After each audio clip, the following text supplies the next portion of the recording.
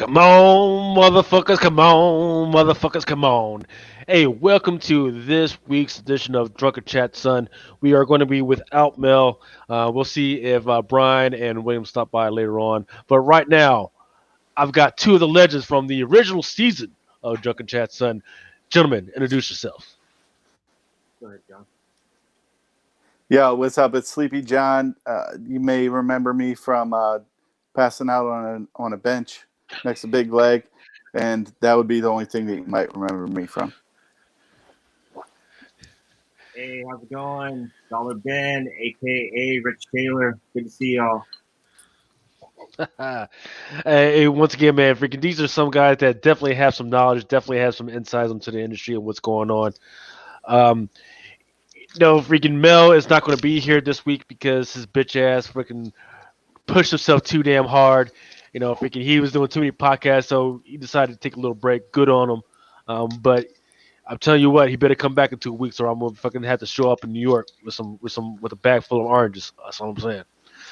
Um, so so if I stumble on my words, I apologize because I'm trying some new shit this week.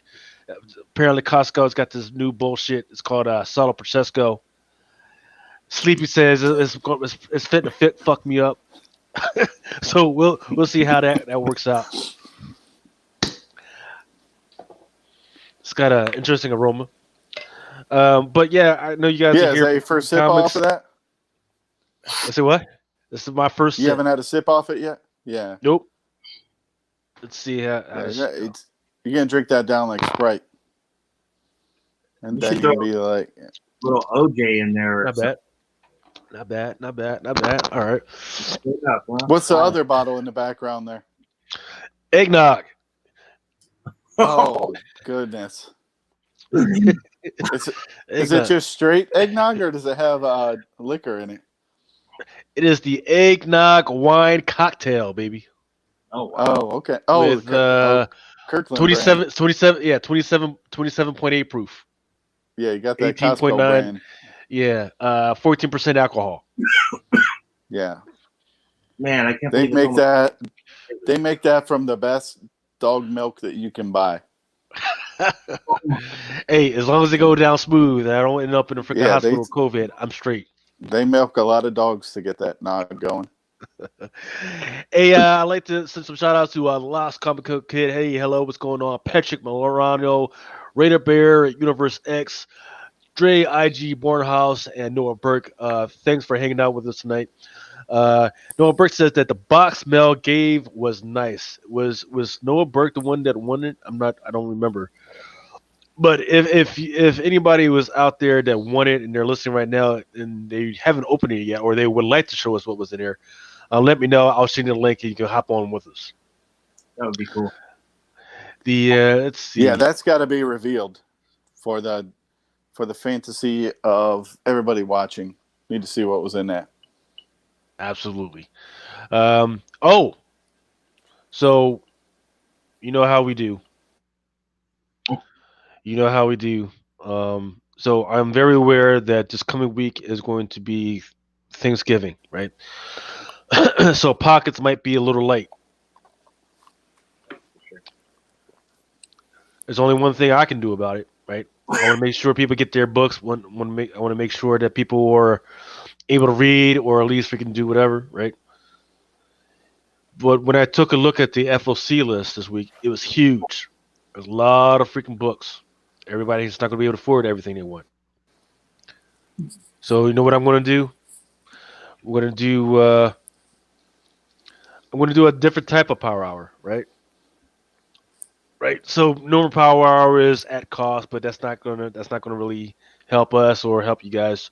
What I will do is two for ones, right? So if you buy two copies, right? So for instance, Avengers had like 4 or 5 freaking different variant covers, whatever.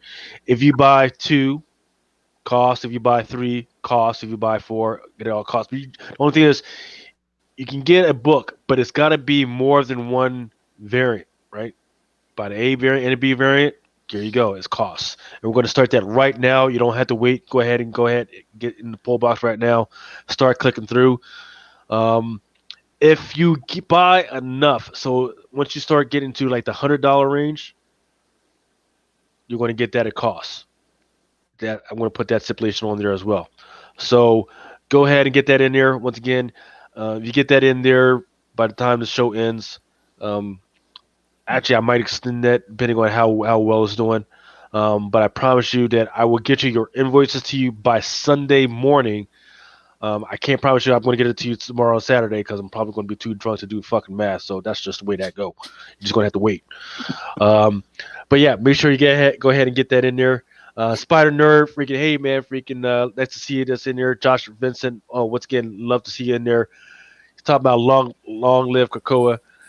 Um, so let's start getting into some comic book news. And any I think we can say any order that hits 100 will get a free shot of Nog in their box. If I can make that happen, No. but see, the only thing is I don't know about transporting alcohol across straight lines. That's the only thing that Well, I'm not we'll sure just give you a virgin Nog. a virgin nug. There you go. Yeah. See, if you do priority mail, then I'll try and make that happen. I can't be doing that on anything that might arrive like within 9 days. So shit, because that shit's gonna arrive. you know, I forgot about the shit. I'm gonna send that media mail. 9 days later, you open up your shit, your whole damn post office box, it's all fucked up. Shit's curdling and shit. you open up. Oh, man. Right. Yo. What'd you order? A baby diaper? Oh man, I ordered some comics and shit. Fucking smells like. Oh man. I was like a baby diaper after eating Indian food. Sex Panther. Yes, by Odeon. Right. People say the time it works every time. It's exactly. It didn't even make sense. Yeah. So Marvel's Black Panther sequel shoot beginning in July. That's a long ways off, but once again, this is going to possibly make people jump off. It's like start to question, like, okay, who's going to be in it? What's the story going to be? Tena Huerta, star of Netflix Narcos Mexico. If you haven't watched any of the Narcos Mexico stuff, you don't know what the hell you were missing. It's such a good series. Narcos Colombia was good, but even like the Narcos Mexico was good as well. So I'm hype. I'm hype about this. I don't know. I don't care what the characters are. I don't want to make any money. I just want to see his version of the Black Panther. You know, it's funny. Just real quick. You know, I watched that Netflix the Colombian one with Pablo Escobar. You know, what's the dude? The same dude that does Narcos Mexico is Diego Luna, the guy that's in the Star Wars flicks, and also he played Robert Reyes, right? Yes. Mm-hmm. Right. So when I started watching the Narcos Mexico one, I was like, "Oh man, this isn't going to be as good as the Pablo Escobar." Oh my gosh, was I wrong? It was so good. Yeah, it's the Narcos Mexico stuff. It's such a hard story to mess up, right? Anyways, and I was like, okay, if they at least get the Telemundo freaking characters in there, and they'll be all right. But he did a lot better than that. He did it a lot. The way he pieced together the government piece into the political piece into the police piece, along the narcos, the fucking drug dealers, they were like a backdrop to all the other shit that was actually going on, right? And once you start weaving on all that stuff, that's freaking great. So it should be interesting in the way he wants to take this whole Black Panther stuff going forward, because I totally missed this. So they cast him for Black Panther, you're saying? No. He is going to be the director, I would think. Oh, geez. Yes, right. Okay. Right. Yeah, so because I've been seeing a lot of stuff saying basically Shuri, kind of that seems to be the what they would do, I guess. Right. Yeah. Well, see, I mean, because the thing that was missing from Black Panther, and they tried to get in on it, is yeah, there's the political piece, and then there's him being a royal, and then there's all the little hooligans running around freaking Wakanda, and that's going to be a tough piece to tie in, especially for just one movie. But I have faith that this guy Tecna Huerta can probably do that. So we'll see. I mean, I got faith now. Yeah, Um, I agree. see the other piece that's going on. See, and these motherfuckers always trying to put some damn cookies on your shit. Yeah, and that's Hollywood Reporter too. So Yeah, that's pretty much Yeah, near that's legit. her. As much as you yeah. can get. Marvel Entertainment launches an exclusive new audio series with Sirius XM. Cool. Right. So normally, like when you get a brand new car or whatever, and you get a lot of these cars get Sirius XM for free for the first 2 or 3 months, right? And then one of those channels that's going to be on Sirius XM is going to be Marvel Entertainment. Um, Yeah. I'm looking through to see what type of content that they might be This is gonna putting this through. is gonna this is gonna expand that previous podcast they had, the Wolverine story that was just it wasn't based on a comic, it was all original content. This is just gonna expand on that. So they're gonna do all original content, like reading a comic book, but it's gonna be a podcast. Right. It says they're going to expand on the Marvel's Declassified, which is a nonfiction deep dive into the history of Marvel Comics, along with a thrilling new multi-parts original scripted audio series, Marvel's Wastelanders, kicking off in 2021. Yep. I don't know what that is, but what I do know It's is that all new. It's gonna be all new stuff. right. What I do know is that the current series, the Wolverine White and Black series, that was originally a radio type YouTube deal, which was all audio. And lo and behold, what 8 9 months later, now it's actually a comic. So it's Yeah. something that we definitely want to keep attention to. They haven't put, I haven't seen them put any new characters within the Wolverine White and Black to pay attention to, but I'm still saying this could be an interesting thing to see what they're going to do going forward. Um, That's easy spec. Like, just go back and listen to that podcast. Is there anybody new in that? I don't know. I didn't listen to it, but I have had friends that have listened to it and they said they really liked it. That would be easy spec. If there's maybe somebody that shows up, okay, they might show up in the comic. Then they will Yep. show up. Exactly, right? I mean, they almost had to, otherwise it wouldn't make sense. Yeah, it's just gonna be The an iteration. other thing that is happening is once again, this is from Rotten Tomatoes. Deadpool 3 is moving forward at Marvel Studios, and more movie news. Do we care about Deadpool anymore? I mean, it's had two really good runs. We don't. The last one that people were heavily speculating on was the last one, and they killed off almost all the freaking characters except for Domino in there. Um, do we care to speculate on any Deadpool stuff anymore? Do we or has everybody getting snake bitten from it? I mean, Brad besides, Pitt was in that movie. oh And he yeah, got killed off. He was in that movie and got killed off almost immediately.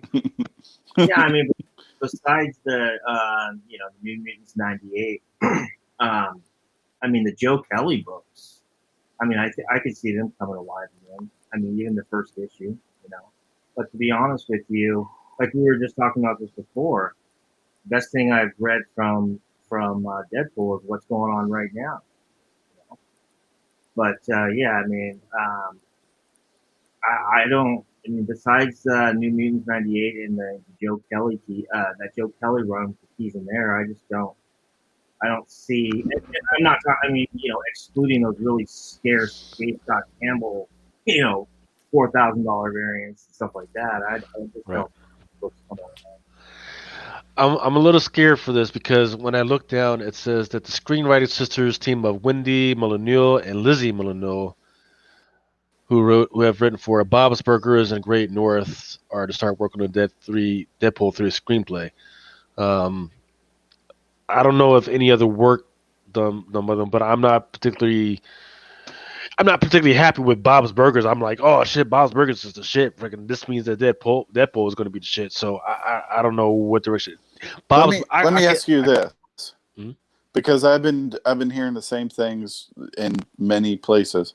Um, do you know who the writer or director for Eternals is?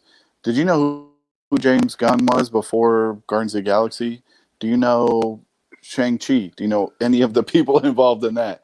Do you know, like Moon Knight? Did you see Moon Knight? The director they hired has done two movies that are international movies, not done a U.S. based movie because he is from Africa, I believe. Uh, Marvel is very good at talent scouting these types of things. Marvel, and to put it under the umbrella of Disney, you look at what Mandalorian has done. Mandalorian has a different director for every episode, and it's been amazing. And most people don't know that. I think they know what they're doing. Um, I agree. Like, who knows these people from anybody? But you could say that about any type of Marvel movie. Now, Bob's Burgers, yeah, sure. You can attach anybody to anything, but Well, that doesn't mean that doesn't mean that's their level of talent. That doesn't mean they're restricted to that level of talent. and that's good. Those are good points. But I mean, follow up on that. We know how Marvel likes to do with their castings. They like them young and they like them cheap. But at the same time, they got to be good. And those are Totally. few and far between, and they always catch them right early or right mid before they get right up to that next level where they can really, their agent can basically, Moon Knight was probably like a big casting because yeah, you look at what they did for She-Hulk and Miss Marvel. Those people were fairly unknown. Miss Marvel, especially, especially, the young actress that's doing that one. She didn't even have like any social media. yeah, yeah. I mean, she looks about 13. I don't think she's even allowed to have social media, but that's a good point. Yeah, but I mean, that's the point is they want that talent, but at the same time, it's a dollars and cents game at the end of it's a bottom line game, and they want to lock them into something. I mean, just like what they did with what's his name, Chris Pratt, right, the guy from Guardians of the Galaxy, Star Lord, and then also Captain America, The guy from Parks and Rec, you mean? He was from Parks and Rec, I think you mean. and then I thought for sure, they were going to just continue on that pace, and then then Robert Downey Jr. signed that huge contract, which totally shocked me. And then all of a sudden, he ends up dying out and Endgame, and they're back at it again. So I'm kind of wondering if there's a correlation between the two of the casting and also the directing. These talented directors that are not really well known, but they've done some real quality stuff, so they can lock them into. I wonder if it's kind of the same idea on both sides. It's interesting. I think 100% that's what it is. Yeah. I think they know they got there. It's like if you're a baseball general manager and you're able to uh, prospect talent. Marvel has that down. They know how to get the young talent that can make something explode. They've shown it over and over again. It's like Theo Epstein. Yeah, exactly. Or Billy Bean. Yeah, exactly. Yeah, playing that money So ball. so what do you guys think of this? Hollywood Reporter is reporting that the first Batman comic sold for a record $1.5 million. That's all. Yeah, Typical it doesn't comic seem like that gets much up. to me. Yeah. Doesn't I seem mean, like that much. I guess during everything that's going on right now, I mean, I guess in January I probably would have the same thought, but I mean, it seems like the first Batman comic would be like a $3 to $5 million comic. I don't know, but yeah, that's interesting. Was it an auction or I mean, what, a private sale or? Yeah, it says sold at auction for 1.5. I Prior to think it was a Thursday's heritage highest. auction. Yeah, Yeah. prior to the sale, the highest was 1,175,000. Another auction from Heritage Auction. The copy was unrestored, but nonetheless graded at a verified 7.0. Only 5 other unrestored copies And it have was ever the reached highest higher grade. CGC. Yeah, Yeah, it only was the five highest grade other. to come to market in years. Um, I don't know. It seems kind of low, honestly, to me. Me too. I agree. I mean, what's $1 million? Big whoop. To us, like It is I a don't 7-0. know. How do you value that? It is a 7-0. It's not like we're talking What's 90 here. So 1 million, 2 million? I don't know what is the market. That was the right way to sell it. I so guess you so just put it at. so for 7-0, unrestored. I'm guessing it's Blue Label. What CGC, right? Yeah. Yeah. Mm-hmm. Yep. Or Yeah, it was Blue 1.5. Label. And what does 969? Let's not use that high. Let's go 9294. You know what I'm saying? Near mint range go for. I mean, do you think No, that this would? was the highest grade to come to market in like 5 years. I think they said or I something. I'm just saying. They put they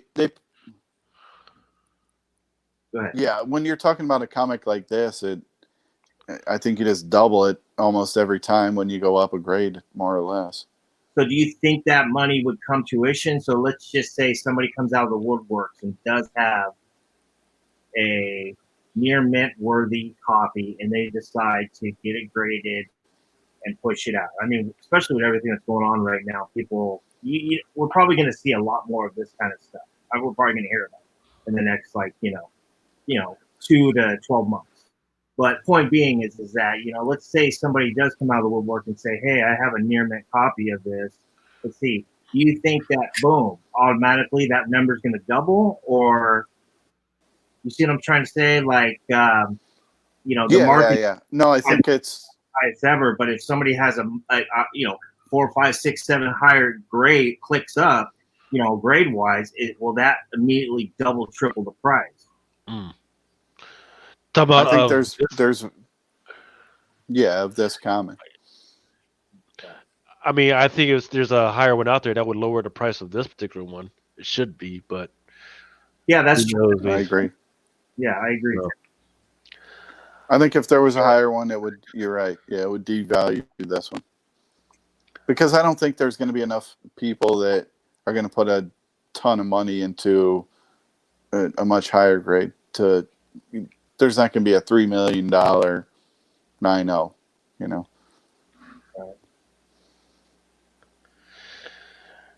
All right, so let's keep it DC right now. DC Comics is introducing its first non-binary Flash character. For those who don't know, because I had to look the shit up, non-binary means that you don't freaking you don't there's no such thing as male to you. There's no such thing as female So to you. You just non-gender. are. Yeah, you just are. That's it. Freaking God put me on this earth, and that's all there is, man. So his name is It's no Kit. big whoop. You don't gotta make a big deal out of it. That's the thing. So Yeah. it is what it is. You don't gotta make a big deal out of it.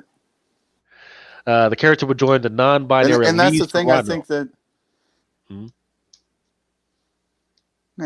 that's the thing that people have been agitated about Marvel and DC over the past few years is that they make a big deal out of those kind of things. They're making it a media presence that look at what we're doing. Okay, that's cool. Just why don't you just do it and not like make a press release out of it? I think that's what people get upset about. Yeah, they just don't want the drama. They read comics to get away from it. They add politics in there. It's just like, ugh. Yeah, I mean, DC's doing all this future state stuff, which they got 2 new Batmans coming out. They got two of all the major characters, two Wonder Womans, et cetera, et Three cetera, Wonder Womans. and they're all different iterations. What's that? Three Wonder Wonder Women. Womans, right? Yeah, Wonder Woman. There's Is it? Cassandra, who was a Wonder Woman. Yeah, I don't know if she's coming out or anything, but she's running around right now, right? Cassandra, who's whatever. She's the one that was running around the Teen Titans.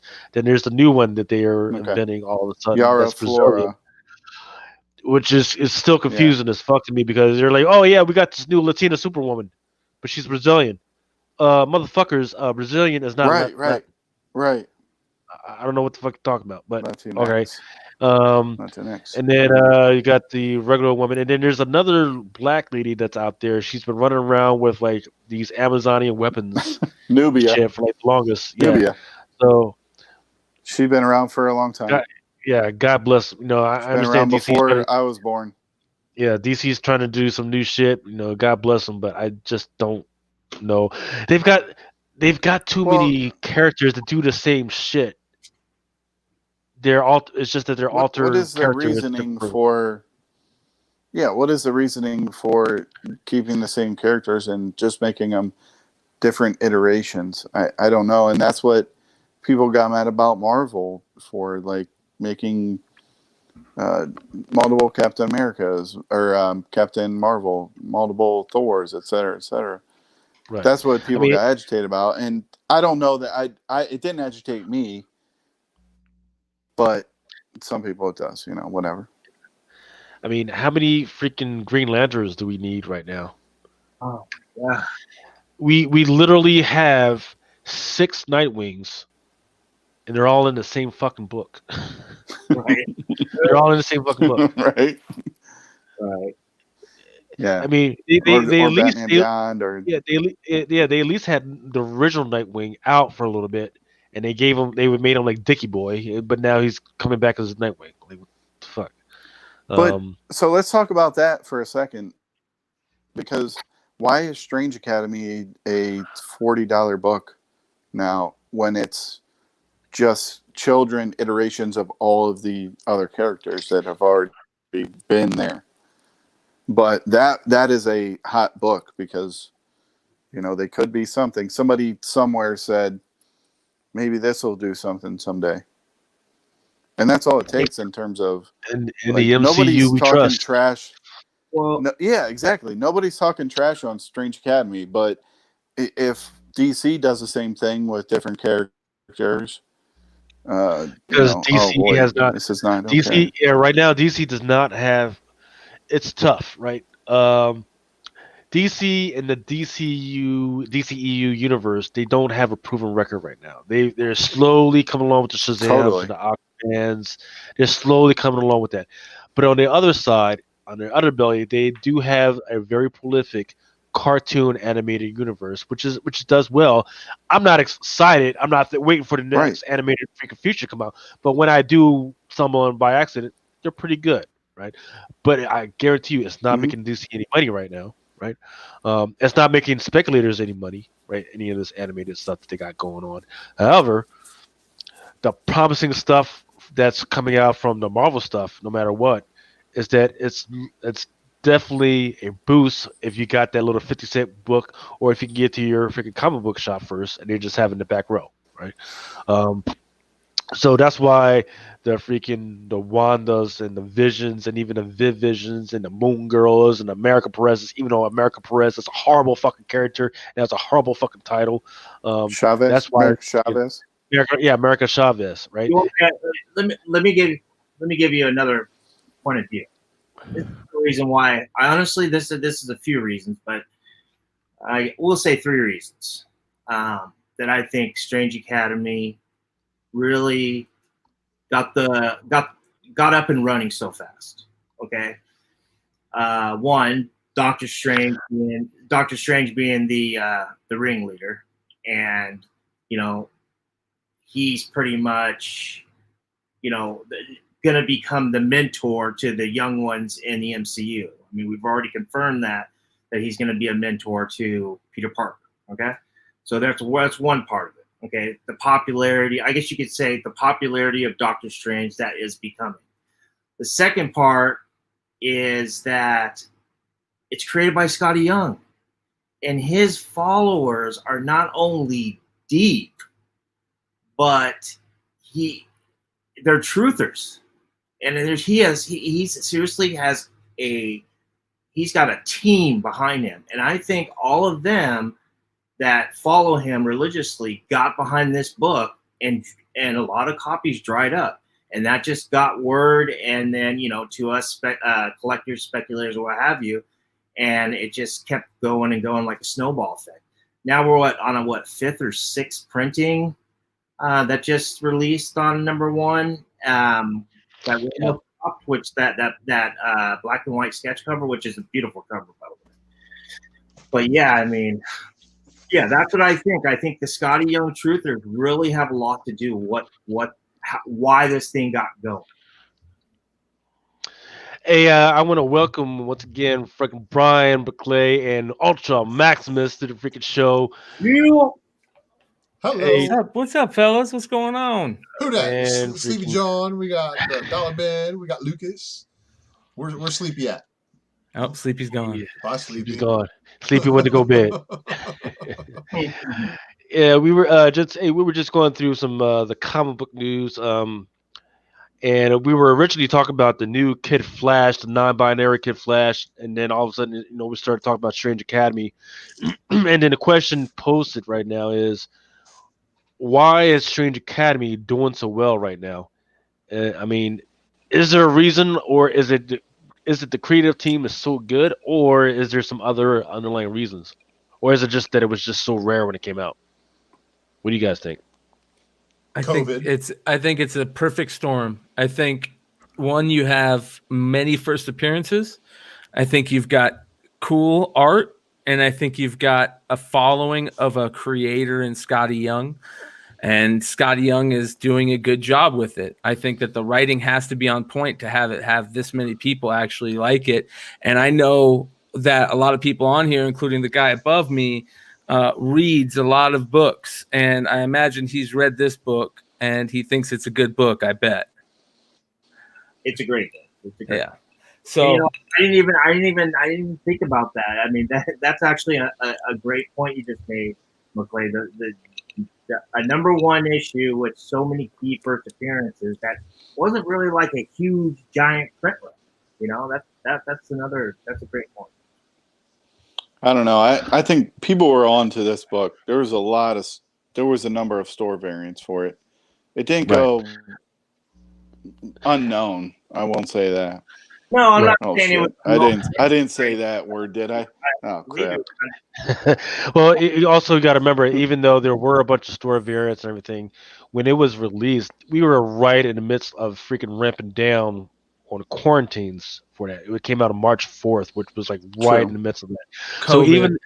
So even if your stores did have them, if their customers didn't come back, a lot of what Diamond was allowing the stores to do is you rip off the freaking cover and destroy it, just so you could get that store credit back, because they didn't know when the customers weren't coming back. So fuck yeah, I'm gonna freaking turn it in for credit and do the damn thing.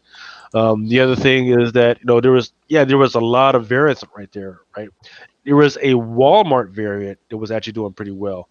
That thing was going for like $30, like out of freaking nowhere. And I think that's the worst cover, that Ramos cover. I mean, it's still not. I'm not trying to bag on it. I'm just saying that of all the covers, that was the one that I kind of was like, I'm not feeling that. And yeah, is that the same cover that's the fourth print?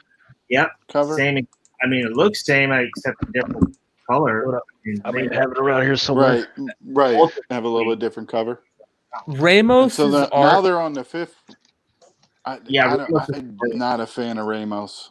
He can be good. He can't draw Spider-Man. Right. He cannot draw Spider-Man. But he can be good. Thank you. When he draws Wolverine, sometimes he can draw Wolverine. Mm-hmm. Yeah, and he can't draw. He just draws over-exaggerated things, and it works at sometimes. It works like with Strange Academy. Yeah, that's a Walmart exclusive. And that's the fourth print cover, but the fourth print cover it has different trade dress on it. It's very distinguishable. there's like a red, and there's like you're right. Yeah. I've got a third print and a fourth On print. the bottom left, it's got the. Yeah. So the fifth print just came out this week, which is selling for 15, 20. Why? 15 maybe. Why? Later printing Why? Because it's going to be the last one, man. Why? It's going to be the last one. No, It'll be did the it say last final one. printing? No. I don't think I saw final printing No. anywhere on there. So. I didn't see that. So Marvel will Strange- print another one. Academy 1 orders by retailers 71,000, which is high, but for as many store variants that were involved, including Walmart as well, I would think that would have been, and like we were just talking about the Scotty Young Truthers or what have you. I would think that'd be a 90,000 plus book, but no, I think it came out at the perfect timing, right before the pandemic, and yeah. 71,000. That's below Ultimate Fallout 4. And that kid Dormammu is a badass character, man. Oh yeah, I love that character. It's my favorite. A badass character, man. Yeah. And then what's interesting about it, and this is the only thing that I'm kind of wondering, and I think we got to pull back on it, is there was, for that number one, there was a Opena variant out there, which was like a 1 to 50, I believe. For some reason, it shot up to like 260, 300 in some circles. I don't want it to go any higher because I just don't have enough faith. I like the title. I like reading it. I just don't have enough faith that it should be. That was a John Hughes homage too. So you got to remember, like that has a little bit of oomph behind it with being the Breakfast Club homage. Good point, Brian. Yeah. All right. Matter of fact, it's got enough of that behind it that me being a John Hughes fan, that like that's a book that I would buy at a decent price just to own. As a cool book. What's a decent price? I don't know, like $100, $150. Okay, I can see that, but not 250, 300. No. All right. Black Widow, right? The news came out this week that they are going to go ahead and freaking release it, possibly streaming on Disney. As the train passed by for this freaking movie, like I forgot this thing was even coming out, man. Like they were ramping up on Did Wonder they Woman. say they're going to release it? Yeah, that's what I'm Video hearing. on demand? Yeah, video on demand. Same day. They're going to do theater and video because of on Wonder demand. Woman. Probably. That's what I was thinking. Woman. Yeah, it was just revealed that DC will be releasing Wonder Woman 1984 simultaneously in theaters and home video, and which has led to online discussion regarding the fate. So I thought this was already announced, but Wonder Woman 1984 is at least going to be definitely released at the same day as theaters. I don't know what's going to be like $30, $40, that's whatever. They should be doing. Yeah, I mean that's what they did for Mulan, right? So the problem that they're running into is that they held out too long, right? I don't forgot about Black Widow. As much as I read, I don't forgot about it. I don't care about her anymore. It's like when you have that spec book and you're like, should I sell it now? Should I sell it now? Oh, dang it. Now it dropped down. I waited too long. Nobody I'm not cares going to pay about it $30 to watch a movie that I could find so easily for free. Would you pay $100 to go rent out a theater, though? If she was sitting next to me and I could touch her. Jeez Louise. That's a high... Oh, boy. She is so smoking hot, dude. I don't think there's been a girl that I've seen in that long of a time. Have you seen that video where she's sitting with Chris Pine and she looks at him and bites her lip? Dude, that shit's fucking smoking hot. Movie where she's in that movie with the dude that played Snowden. Yeah. And he also did you see that? Oh my god, that was like she's smoking, dude. She is fucking. Yeah, she's a smoke show. Deadpool used to smash that, by the way. Yeah, she's a smoke show, dude, and she's like former Israeli operative. CIA, I think. Maybe. Wait. Are you referring to Gal or are you referring to? Yeah, Gal Gadot, man. Okay, yeah. I thought you were talking about ScarJo. She was forced to do that. No, fuck no. Compared to ScarJo's burnt compared to her, bro. Whoa. Wait, Blue Green Arfex says I have 2 kids. $30 for a movie is a bargain. Yeah. True Yeah, that. for you, I don't. Clay's like, man, fuck them kids, man. That's not me being a dick. That's just No, me but I being did- real. yeah, for sure. I No, but for respect the real, people. our- That's our- our great. buddy, yeah. Our buddy Philip Chung he showed me today you can rent out a movie theater for $100. I mean, Yeah. Why wouldn't you at that price? Invite Right. 10 friends. That's $10 a person. But you got to sit 6 feet away from your friends. Those motherfuckers should be I sitting would wanna sit- me. I don't even Yeah, when they're in my house. that's- I don't want the motherfuckers sitting me. That's why I got a huge ass couch, man. right. Hey, motherfucker. Scoot on over, man. Pre-COVID, you gotta sit cushions, 6 feet. motherfucker. 2 cushions. Yeah, I don't every know. time I go to the movie, one That's of my called the boys, man space. even when I go with my son, we always put a seat in between. We put our popcorn or our candy there, sometimes 2. Yeah, you're right. Thighs, Right. man, thighs should not be touching, man. But let's be Remember honest. the days of movie Right? theaters selling out? But let's be honest here. I mean, since Avengers 1 came out, haven't you always... Okay, up to Endgame. Okay, let's just say before Endgame. I always Have you go always the first night. I always Have you go the thought first that night. Black Widow of like a C, like a B minus C level Yes. character? And then Yes. all of a sudden she came out with this movie, and then we got all the specs on. We found out Red Guardian was going to be in it, and we all had Avengers 43 as one of our, cool books, back issued books. And we found out Taskmaster was in it. All of a sudden, and then we started seeing the previews. All of a sudden, the movie started getting interested in what it wasn't even about her. It was mainly about her supporting characters, including Florence Pugh playing Yelena. So that's but I still love Spielberg. That's the only book I'm holding on to still. I sold my Taskmasters. I sold Red Guardian. I think the Yelena Belova is the one her on to the cover. have. Well, she's the one We're gonna taking the hold on to title from anything. going forward. Hey, Lucas, are you trying to show us more and more It reasons seems why like DC's it. going to go out of business?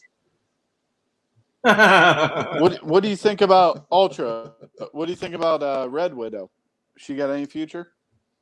Maybe in No, like no. 20 years after. Yeah, Jawn and not, Dollar. yeah. I mean, they've got to get done with this whole Phase 4 and stuff before they start bringing up any more of this shit, And once again, a lot of these movies are just testers, right? So once Black Widow goes through and then they're test out, what's that secondary character? White Widow? I forget what her name is. Her real name is Yvelis, whatever her name is. They'll see whether Yelena Belova.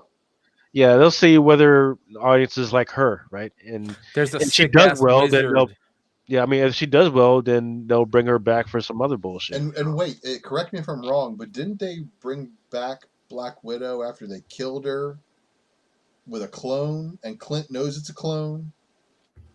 But that was like Marvel canon for a little bit. In the comics? Yeah. Yeah. Yeah. Because, of course, in the comics, nobody stays dead. So, of course, they kill him. Right. Got to bring him back. Well, what if they decided to clone Natasha and bring her back and give ScarJo more time?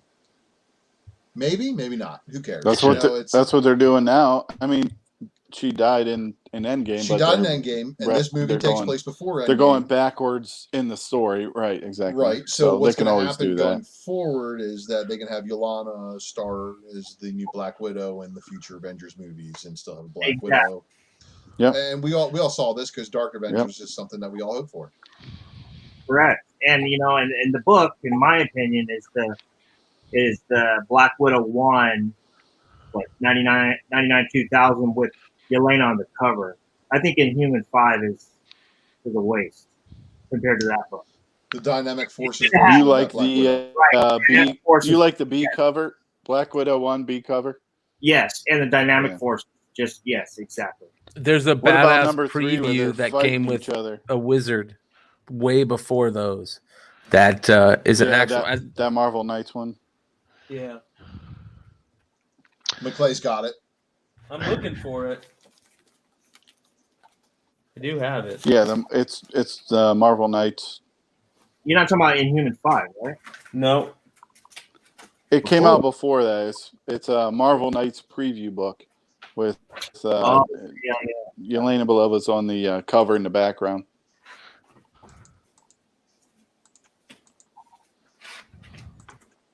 I'm looking.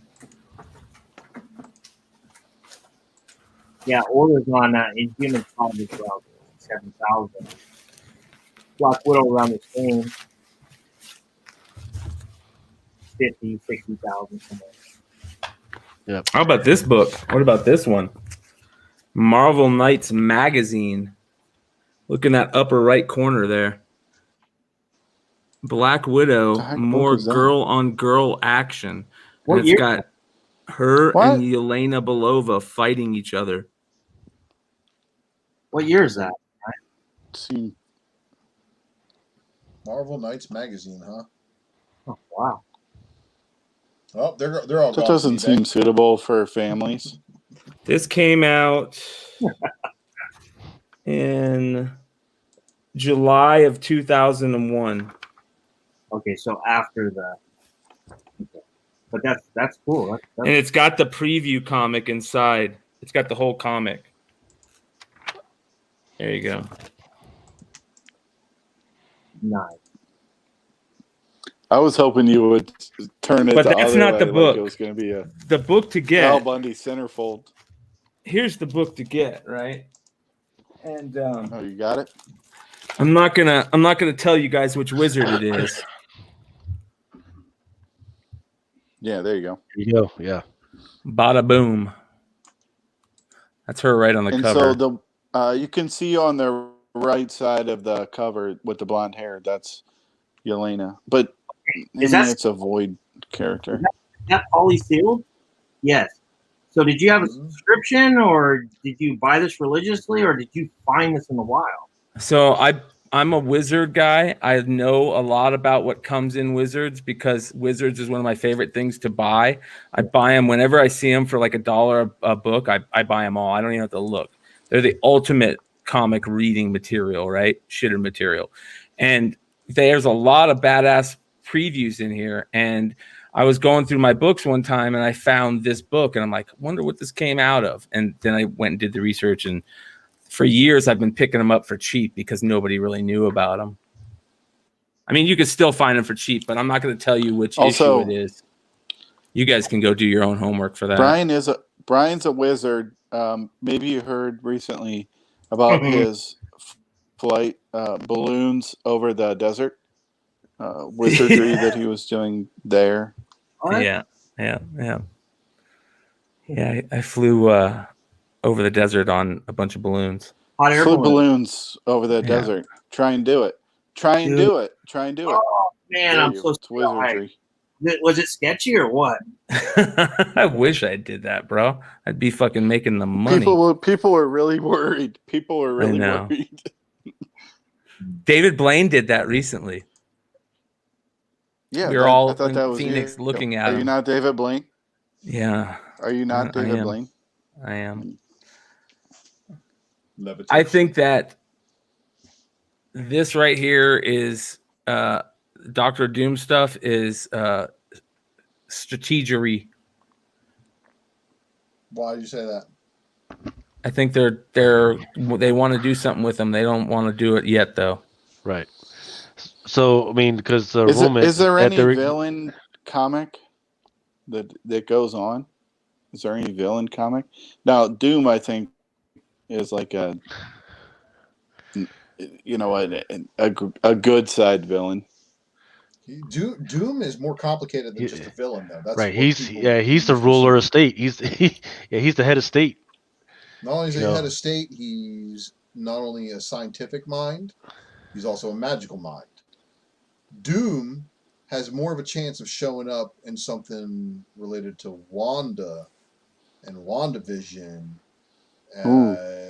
in my opinion, just because of that magical side, and because, of course, I believe he was a foil to Agatha Harkness as well. So Doom's a very powerful magician, and as an appreciator of God King Doom and all he has done in order to save the multiverse, he's given you Miles Morales. So I think you should all show God King Doom a little bit more favor. That was such a great idea. They just couldn't end it well. I know it really was, and it was because Hickman probably wanted to do a whole lot more than 9 issues. He probably wanted to do like a whole another 40 issues of Avengers with another 30 something of issues of New Avengers crossing over into it, kind of like the whole Incursion story. Yeah. What arc is this? Give us the deets. Secret Wars. Oh, okay. Where he's Doom and the Miracle newer Man. one, the newest one. Yes. Black Panther had the gauntlet. Mm-hmm. I promise you, if they ever make a Secret Wars movie, it will be more related towards that version than the first version. They'll probably. You think so? Because the the brothers said they wanted to do a Secret Wars movie. Yeah. And remember, I lived with one of the brothers. Have we gotten into the news about Black Panther yet? Did you get into that? Which one? Talk about the about Shuri. Yeah, he kicked it off actually. Okay. Well, no. So you're talking about something else. You're talking about the Shuri stuff. Yeah, we didn't talk about that part of it. All right. So the news came out today that Black Panther 2 is a go. They're starting production on it, and Shuri is the main character. So that's there's your Black Panther. Say that was for sure. Well, shit, man. What did they say? They said that she is going to be have a more prominent role. Yeah, have a more prominent role. Mm-hmm. I think that's pretty. I mean, which is from the day of, everybody assumed that. But everybody was like kind of teetering on the edge. That book, I don't think still has hit its highest. I mean, that book was selling for like $700 recently. Oh, and a 9.8. Yeah. Yeah, but it was selling for $200 a year ago. I think that's $1,000. That could be $1,000 book, man. Well, the reason why is First Shuri is Black Panther. For Shuri, and even that issue issue 5. Yeah, Black Panther 5. Claws of the Panther. Yeah. But, yeah. And also, but I'm talking about the first appearance in 2. Oh yeah. Yeah, her first appearance in Black Panther 2 has had heat ever since the Black Panther movie. But it could be $1,000 book. Easy. But it went through a lull for a while. I mean, it dropped down almost like 60%. It did. And it was like that for almost a good because year. she was killed in the movies. Yeah, for Infinity War, they did show her as missing. Nobody remembers that part. That's what. Yeah. That's why they brought her back though. Game. She came back in Endgame. Remember? Yes. Yes. Yeah. I think she's badass, man. I'm glad that they're going to be using her. Me too. Oh, 100%. 100%. I love that fucking J. Scott Campbell variant. That con variant Good luck. with the black and white background. That is one of the greatest all-time covers, man. And that's like a top 10 cover for me. And you guys remember when I was under $100? Because I do. Yeah, I picked up the Finch. I remember when that book went hot. I went, that Finch Phoenix variant is just as good of a cover, if not better, and it's the same type of thing where it was rare. So I went and bought the Finch variants instead of that one, like an idiot. So if we were going to forecast these books, I mean, damn, that's a good cover. Wouldn't the smart money be behind Black Panther #5, 2009, the Dark Reign tie-in? I mean, it's got so much more room to grow. I mean, it's only an $80 to $100 book. Go to that black and white one. Go back. That book had a little bit more of a peak. I sold a copy for $125. No, go back to the original for around $320, and I sold a copy. Go down. Talking about right before down. It was about an $80 to $100. Right there. Before Chadwick. That's the convention variant. That's the book. Was a $30 book. It was about a $30 book before Chadwick died. $25, $30 book. And then he passed. It got up to, you're right, Ultra. It got up to like $120 to $150 actually. And the newsstand, like I said, I sold my newsstand copies for almost over $300. But I mean, I'm looking at this. If we were going to forecast this now after the news we hear right now, what's the smarter play? In my opinion, the smarter play with more room to grow would be the Black Panther books, the 2009 J. Scott Campbell books, because they're still pretty low compared to the First Shuri. I think I think look you're at. gonna want to. I think you're gonna want to get the Shuri solo series. Well, no. Do you see what the second prints are going for in those? Still, Yeah, right, like and they before. shouldn't be. I don't like long term. Agreed. I agree 100%. Why are they even selling for more than $5? I agree 100%. But they're What do you selling think for about $70. the variant for #1 that has her on the cover? Now The that Ken Lashley. I love that book. that's a good book, but she's not in story first appearance. It's just first mention, correct? Yeah. And then you have She's on the cover.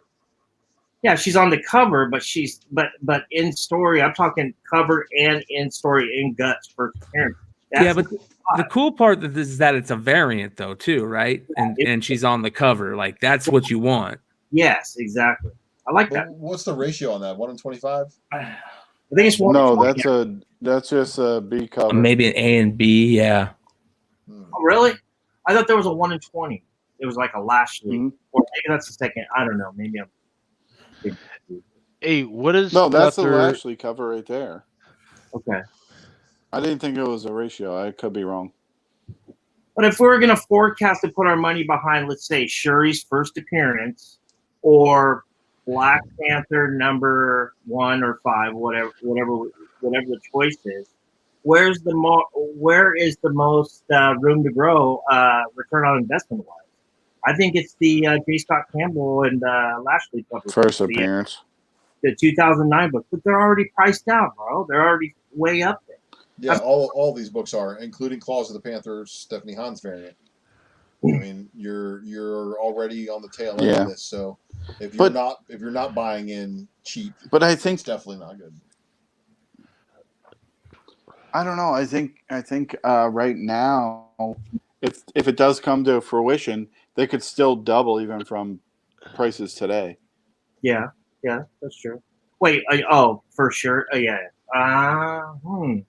What's the 9.8 going for right now after this? I think they could double from prices today, but we're also saying, like, is that going to be actually what the movie is? We don't know. That's an interesting comment. They are recasting the role of Black Panther. It won't be Shuri. I haven't heard that, but that could be true. Have you guys seen the Marvelous preview? Look at this. Holy shit, dude. Let me share my screen. This is crazy. Here you go, Lucas. Can you share that screen? How big is your screen, Brian? You seem to be like looking corner of your room. Look at this. Sleepy John, if you don't have 3 screens in front of you, I don't know what you guys are fucking doing. $75 for Pixel right? for it's the previews. It's the previews. But it's a J. Scott Campbell variant, right? It is. Yeah, that's why. $250 raw. Do you see any active listings on that one?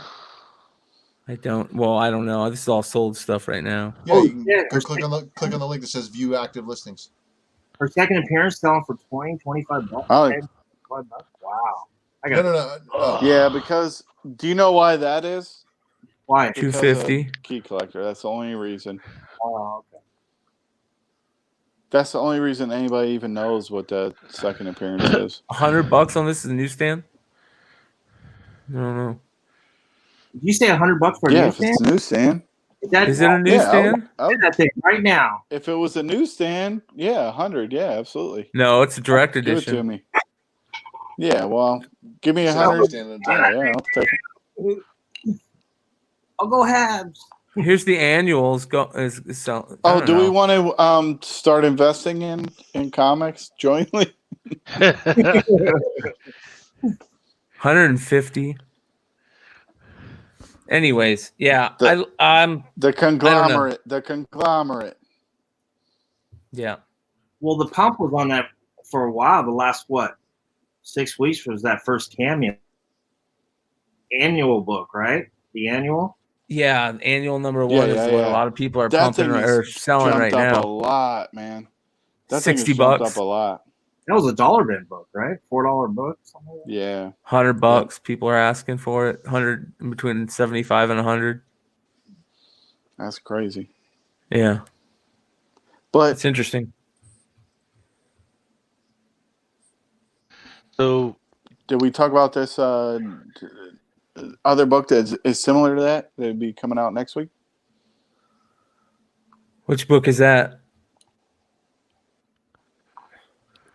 Are we going to talk about that or no? Yeah, let's talk about it. well, yeah, fucking talk about it. the knife? Sleepy. If you're gonna fucking take a big ass dramatic fucking slip out of your fucking whiskey like that, you gotta fucking say it what you. wasn't mine. Did y'all hear It about the wasn't new mine. It book? wasn't mine. You were drinking somebody else's Bam! whiskey? No, he just Yeah. just let me hang like an asshole. Right? I'm like, what is it, Sleepy? I totally what am. you going to talk about? I'm drinking other people's spec. I'm drinking other people's spec.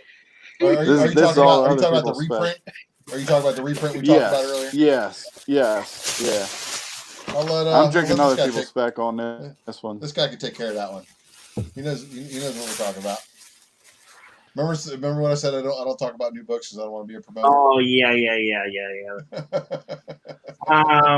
Well, I mean, I think it's a good play. I don't have the graphic on my computer, but is it in your matrix?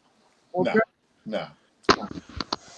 Yeah, well, I don't have it in my the graphic, but if somebody does and can pull it If you up, put it in chat, I'll freaking pull it up.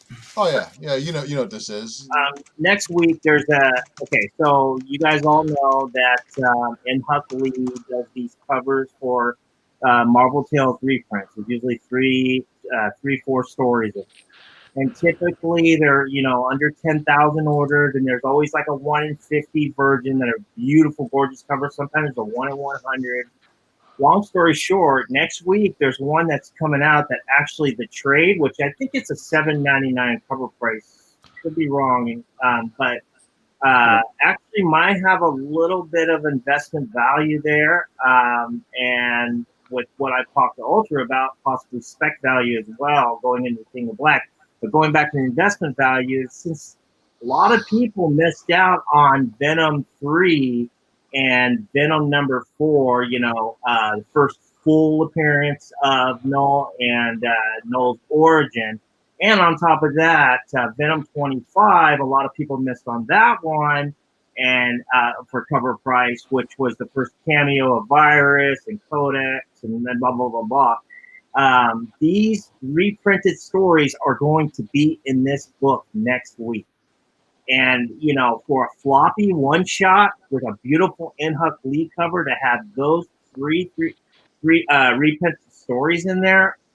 I mean, these are 3 of the hottest books of this year. Two back issues and a new comic book day. I mean, and there's one more story on there. And I believe they're all, at least 3 out of 4 of them were written by Case. I don't remember what the last one is, but I really highly suggest calling your shop about this book and at least reserving a copy of the trade. I think these are going to actually fly off the shelves. I don't think we're going to find these in back issue bins down the way. And if you can actually get the 1 in 50, which is this cover but a complete version by Huck Lee, good luck, because that one will, I'm telling you. Right, because I mean, what you're talking about is the fact that there's the King in Black series, right? But this is a separate part of the other thing that a lot of retailers have just been ignoring, right? This is not King in Black. This is not Venom. This is not Amazing Spider-Man. This is Marvel Tales. No retailer freaking picks up Marvel Tales, right? And this was like announced like this is not really late, but we didn't even really have the art like out in the open. Now, yeah, me, Ultra, and Brian, we talked about this on the FOC show. We talked about it. It was like, oh, okay, this is pretty interesting. 1 to 50, we don't know about it. But now that I think about it, nobody orders Marvel Tales. So this is definitely something. I'm not saying pay $200 for it. I'm not saying pay $150 for it. But definitely freaking call your LCS to see what they can do for you. It's too late for them to freaking order it. But if they do have it, and if they already are going to have 50 coming in, they're going to have this. So you might want to freaking see if you can lock it down. Yeah, retailer orders for these Marvel Tales books are typically under, let's just use more of a padded number. 40,000? No, way lower. Like under 15,000 and below. And, Really? Yes, Wow. and with the virgins, you know, at a 150 and a 2% cap on that, just a guesstimation ballpark. But I mean, like I was talking about with Ultra in Hangouts about this, the smart shop would have ordered more of these books if they would have done the research and found out what was inside, because they would have known that what they weren't able to offer Venom #3, Venom #4, and Venom 25, you know, on new comic book day or a week out or the weekend after or a month after to most of their customers. So, you know, I think a lot of people are going to be looking at this book when they find out what's inside of this book. And it's not a trade paperback, too. That's the cool part of it. Bilbo I Hauser think this says is a great spec. I think it's a great spec. that he reserved the 150 of that with his LCS for 125. Rolling the dice here. Yeah, that's a Holy good. That's cow! actually cheaper than the FTC price. I mean, I had to buy 20 of these at 20% off of cover price, which was whatever, $6.40-50 to get one of them for myself. And then I was planning on just selling the rest for cover. I knew they would fly because of what was inside of them. But point being is that there might be, like you were saying, there might be a little bit of investment there. I might be able to get a little bit more than cover on the trades. But, you know, I don't know what the orders are going to be like and how many are going to be in circulation. Like what Ultra said, the smart shop would have ordered more of these books. It's a big buy-in, though, man. That's the problem. Yeah, It is. Yeah, it is. Well, the $7.99 cover price is why. Yeah. I mean, That's where it is. So, for instance, if it was like one of the normal prices, like $3.99, oh yeah, and then it was like 50, oh yeah, fuck it, why not? But you're talking about $7.99, even if you have like a big boy freaking discount. I'm talking about like a big boy discount is where you can start getting to like the 53 to 54%. You're still paying $4.50 for it. At $4, let's say $4 for 50 copies. That's still $200. So for Bilbo to get that for 125, he got a great freaking price. yeah, for real. A great freaking price. I just checked it out on eBay earlier. Cheapest one was like 150. Yeah, I mean, Shit. I can't blame them because they're going to try to make almost their whole order on just selling. That's the variant. cost. Yeah, that's cost. You know, well, No, it's less than cost. I mean, it's more than cost. cost. Yeah, it's definitely less than cost. It's less than cost for them. So they're going to have to eat at least say 10 to 20 books on that for Marvel Tales of the regular cover. Yeah, right, for Marvel Tales. We're not talking about Venom, a book that people are already reading, or Amazing Spider-Man. We're talking about Marvel Tales. That's like usually that Marvel Tales is like the book that they set aside for kids. That was like at the elementary level for kids to read. That's what Marvel Tales is. That's why a lot of retailers did not order this freaking book. Yeah, I mean, sales figures with they're trying to play them close to the chest as far as what kind of overprint they do, but I don't think there's going to be too many extra for any future diamond sales of this one, and if there is, it's going to be a handful, and they're gone. So I can't wait for the next one. Bartel said, Blue Green Garfest said the Bartel Marvel Tales X-Men had a print run of 7,000. It went up a little bit when geez. we started doing the covers. It went up to about 10 to 12,000 because, I mean, not as much as Scotty Young, but comparing, as metaphorically speaking or analogy speaking, Inhuck Lee also has a following that are troopers. So it went up almost double, maybe 40%. Yeah, about 12 to 10,000. Yeah, makes sense. All right, so back to some Black Panther news. Black Panther was one of those comics that was actually canceled. Not necessarily canceled, but on hold. Yeah, it was on hold during this whole quarantine thing, right? And that's because nobody was really reading it. I don't know whether I was the reason because I told people stop reading that shit, stop buying that shit because it was fucking crappy. They would have one or two good panels, right? And then they fucked up the rest of the book, right? So the good part is, for some reason, the one really great freaking African or African freaking hero that you have, they sent his ass out in space, and I have a problem with that. He freaking you sent Moon Girl out in space for some reason. You sent Black Panther, the king of an African, joined in space. You even sent Blade, a black vampire, in space for some goddamn reason. Just keep sending motherfuckers out in space. But this one actually made sense a little while because he went out in space, met some of the African gods. Great. Then you never heard from that shit again. Never heard anything about it. Then all of a sudden, one of the Venom symbiotes combined with Killmonger, and that was the deal, right? That was the thing. And then they forgot all about it. And then next thing you know, we're in fucking quarantine. It was like, all right, well, fuck this book. Tanisha Case, you're one of the most terrible fucking writers I've ever seen. But now they're bringing it back, and if this photo that they have in this article is any indication, they're bringing that thing back. So this is Killmonger combined with a symbiote, combined with an African god. I think that's very interesting. I don't see them doing anything with it. It's an interesting concept. It's just that the writer, I have an issue with because he just doesn't know what the fuck to do with it. What was the first Killmonger symbiote? Was that number 2 that last year? Number 2? Yeah, something like that. No, wait. No. He had combined. You know what? I have to look back because I can't remember whether he was already combined with the symbiote before he combined with the African god, or whether he combined with the African god and then he combined with the symbiote. I would have to look back and see what the order was. But right now it's a thing, but they're out in space somewhere. They're not even. It's not even. It looks like it's not even part of the 616. So I don't know what they're doing with it. It's just weird. Just a weird thing. Good call. Hey, what's going on, grown up gamer? Nice to see you, Core. Hey, nice to see you. Thanks for stopping by. Hey, so once again, for those that aren't tracking, here's what the poll box is doing this week, right?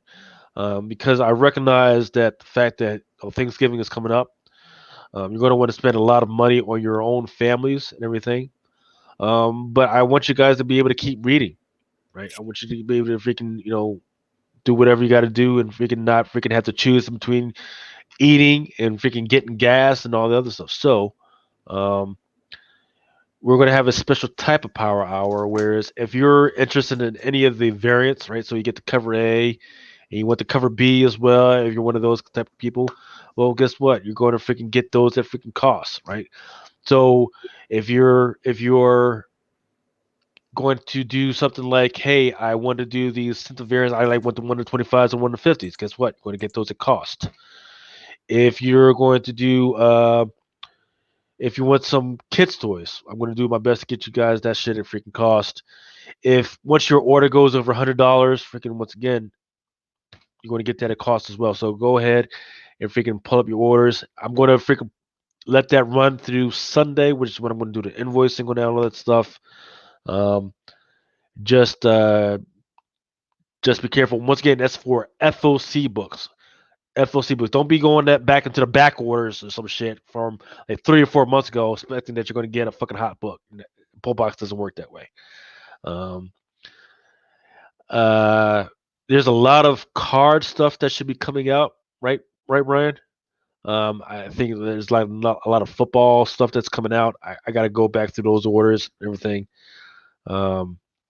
There's card stuff coming out, but it's so tough. The only problem is, like you get it. It's allocated. So tough it's allocated. It's so fucking allocated. It's not even right. Yeah. So what I'm doing for the cards is I am not really, unless it's like freaking super fucking high end some shit. I'm not collecting money for it up front. I'm taking your order, and then once I get the stuff allocated to me, then you get charged for it. So if it's like just like a $20 or $50 fucking box, just let me know what you want, and I'll freaking do my best to freaking order. And they do have right now available Topps Update 2020 Update Series baseball boxes, and supposedly it says I'm looking at my screen right now that they have jumbo boxes available at $12.99 a box, but I just bought a bunch of those hangers, and I also bought the Target, the orange box, the Target exclusive set, where the one of the either Bo Bichette or Luis Robert, the relic is in there. Yeah, Ref is in there. So I was just gonna leave it sealed, and I just couldn't hack it anymore. So I opened it to see what I. So yeah. Did you get anybody good? Yeah, I got what's his name from the Reds. Here, I'll show you. Aquino or Aristides Aquino. Yeah, it's a chrome relic jersey card, no autograph. Nice. Yeah, it's a $20 card, but if this guy takes off, this would be a really interesting card down the line. Yeah, man, I haven't found any chrome anywhere, man. I have a couple boxes of Bowman. I'm gonna break here in a little bit. Wow. I did pick up chrome is so tough, man. It's so one of these guys. I was looking for cards the other day, and I went down the toy aisle and I saw one of these, and the little kid and me fucking came out, and it's a 4-pack of Mandos. Why did I think you were going to say? Why did I think you said, "Hey, I saw this little kid, and I stole his ass"? I beat his ass. Wait, hold that up! A 4-pack of a Mando, and is Boba in there? No Boba Fett. It's Oh, that's cool. That's awesome. It doesn't really say who, but I'm definitely going to open it up here in a second and bust them out, because the best part of Star Wars when you're a kid were these things. I mean, Legos and the kids were the minifigures, right? Even back in the day when they had the space helmets, and when they went to the Black Tron figures that had the visor that came down on the space helmets. Remember those figures? Those figures are badass, man. So, anyways. Yeah, I got like 4 boxes of Bowman mega boxes to open.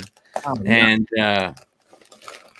I got those because our buddy Dino from Flipside Crew was walking through his local Myers and saw and happened to take a look, and boom, there they were. So lucky.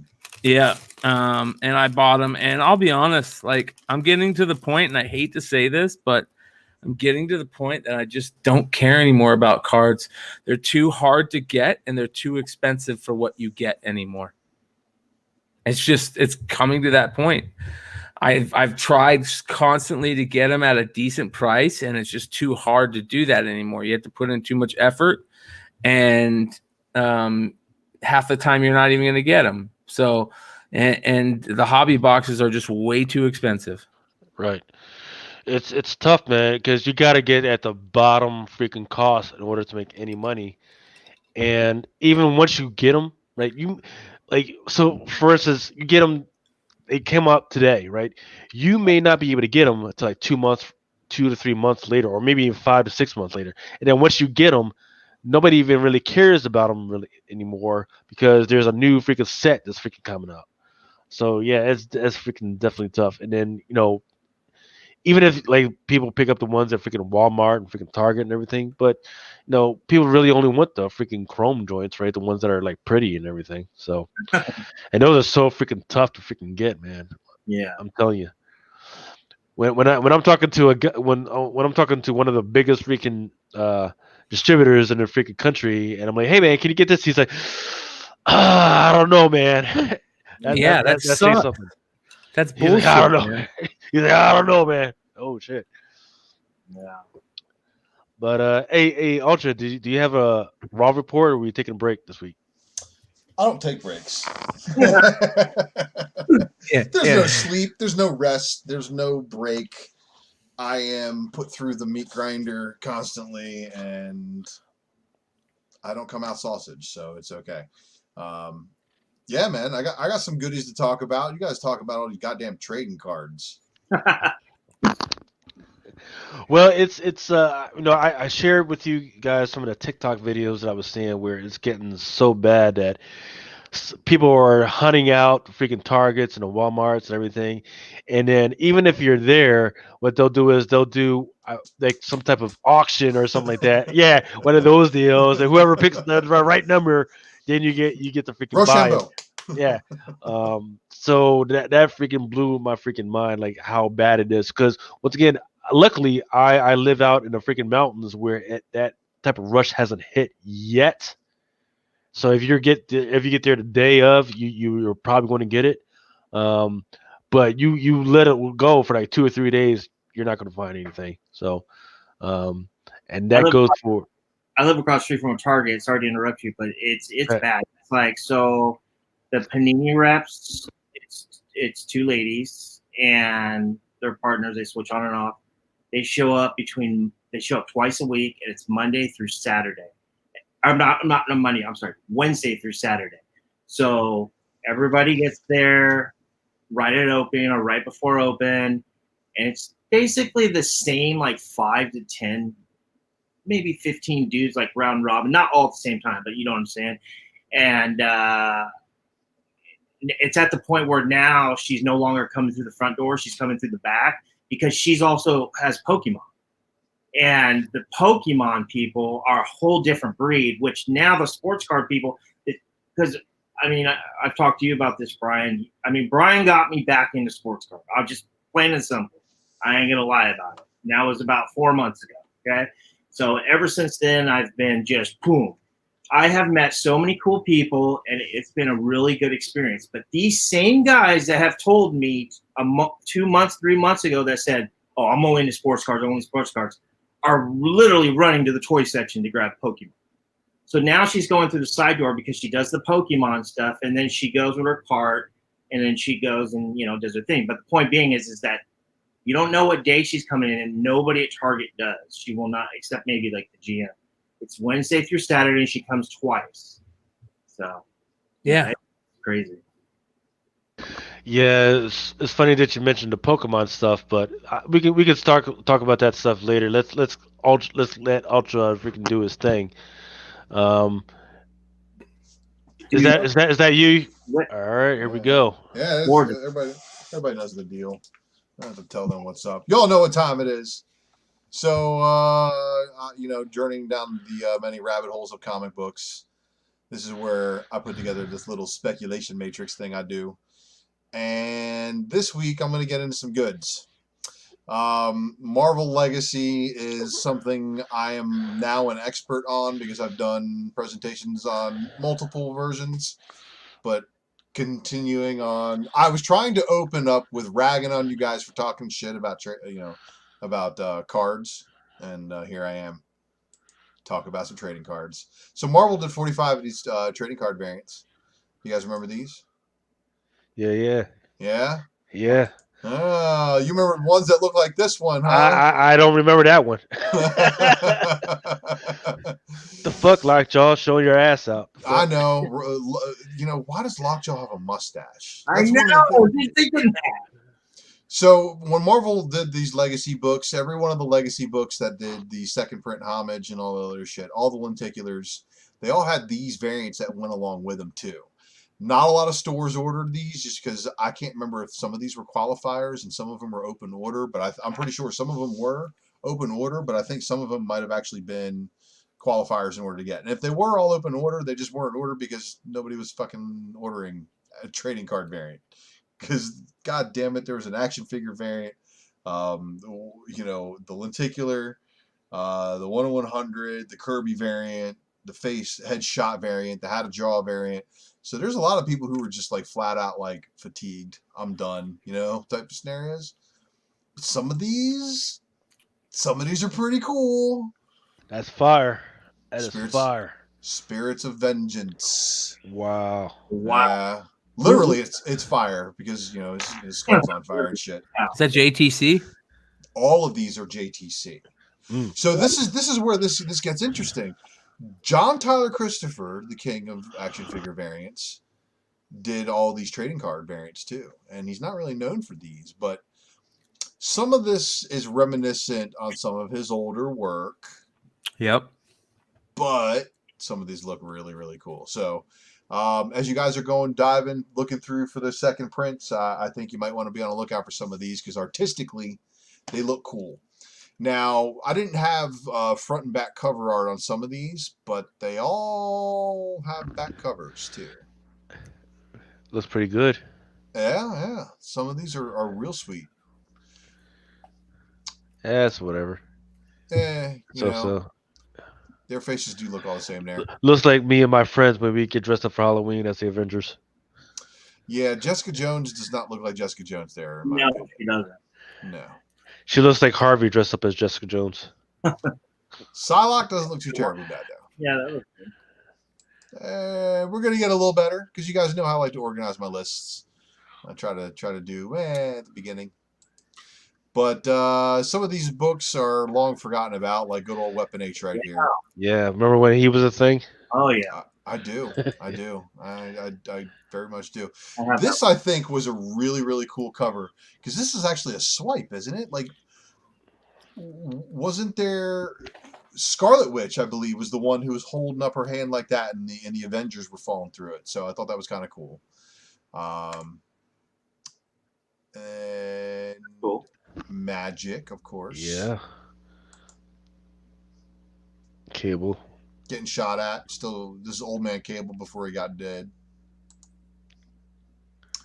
That's dope. Poison Spider-Man. That is dope. So this one's kind of cool, and I don't know what's up with the poisons, but if you guys do like Venom and X-Men, I do highly recommend you read the Poison X crossover. Shout out to that Stephanie Hans variant. Yeah, this one's not too terrible either. And this one's Core Store 700, so it's an oversized issue. So it's definitely going to have some of its issues. And then this Avengers book. So I don't know who. That's Falcon. I'm sorry. That's Falcon, Sunspot, and Rogue on the cover there. And it's not a bad looking Rogue, but I'm still waiting on my JTC Rogues. Speaking of the devil. And I don't know why the hell I put this one on here twice. Oh, I think it's because they actually used the same artwork twice. What? So Yeah. are you talking about like a first and second print, or no, on two different books, I think, or I may have just used the cards twice. I may have fucked up and done poor editing before I went live here tonight. But here's the Gamora. Gamora's not too terrible either. Yeah. But the remainder of these do show the back cover, and on the back cover of a lot of these books, we do have basically like character stats, talking about key issues. That's cool. So this is definitely some really cool stuff. These look good in slabs, and if it's a character that you like, I can honestly foresee some of these being probably a little bit chased after. Marvel 2-in-1, The Thing. This book didn't have a second print variant. Ms. Marvel number 25. This one also did not have a second print variant, but of course she's making the little love symbol, and we'll see. I like this one. I think this is a really cool rendition of Winter Soldier, kind of reminiscent of him running up during Civil War the movie. I don't know. I kind of like this one. Yeah. Sabretooth. Looks like a little blonde bitch. Yeah, but this is on Weapon X number 12. So I mean, okay, I get it. Namor. Okay, so in a fight, who you picking, Namor or Sabretooth? Yeah, I mean, between the two, I would be afraid. Yeah. Namor. Yeah. Namor's a bad motherfucker. People don't realize how badass that dude is. Yeah, but you know what? The next one. He was a World War II veteran. Yes, he is a World War II veteran. Greatest generation, baby. But she kicks everybody's ass, so everybody loses. Squirrel girl. And then if you guys caught last week, I did a little spec matrix, and this was included. Oh wow! Yeah, Darkhawk 51. Mm-hmm. This one, got to give a shout out to Mighty Mel V. Mel, I hope you're watching, and I hope you have eBay open before I went live, and you are able to secure your copy of this one before you start to see this stuff, because this is one of the better ones, in my opinion. I think this is probably one of the better ones in the set. Definitely. Of course, Thanos 13. Everybody knows that this is a book that you need to get, but this is weird how he's only got one eye in this one, right? Yeah. Interesting. Now, and I gotta say if they ever do anything to make Mary Jane have powers, these Spinneret variants are probably going to be some things you want to get your hands on. Just saying. Yeah. Well, if you've looked at the last Okay. All right. Read, motherfuckers, read. Oh boy. Silver Sable, of course. I used to think Silver Sable was like one of the coolest books back in the 90s when she had that the foil embossed variant or the regular cover. And then I saw the newsstand that didn't have it, I think, and I was like, what the hell? That's a really good cover, though. Yeah. It's one of JTC's betters. Is this the best Silver Sable cover that I've ever seen? No. It's up there. Yeah. I'm gonna have to look to see, but I think this is the best one I've ever seen. JTC every now and then he really delivers. I mean, sometimes it's like, but I think with all the silvers and the grays on that one, it's just a really good looking cover. Doctor Strange doing his old levitation thing, and this is Marvel Legacy. Not bad at all. This is where Loki becomes the Sorcerer Supreme. Yeah, great story, not bad at all on this cover. Yeah. Forbush man, everybody got murdered too. Whoever killed him, I think that was in Deadpool Too Soon. They killed this guy. Bunch of bastards. What a name! Yeah. What is Forbush? Let's go back and take a look at it. I think Brand Eck, not Brand Eck. You can Google the story on how that came about, but it was basically, I think, them poking fun at people. I know, but what is Forbush? Well, he's like the character from Mad. He's like that version of him.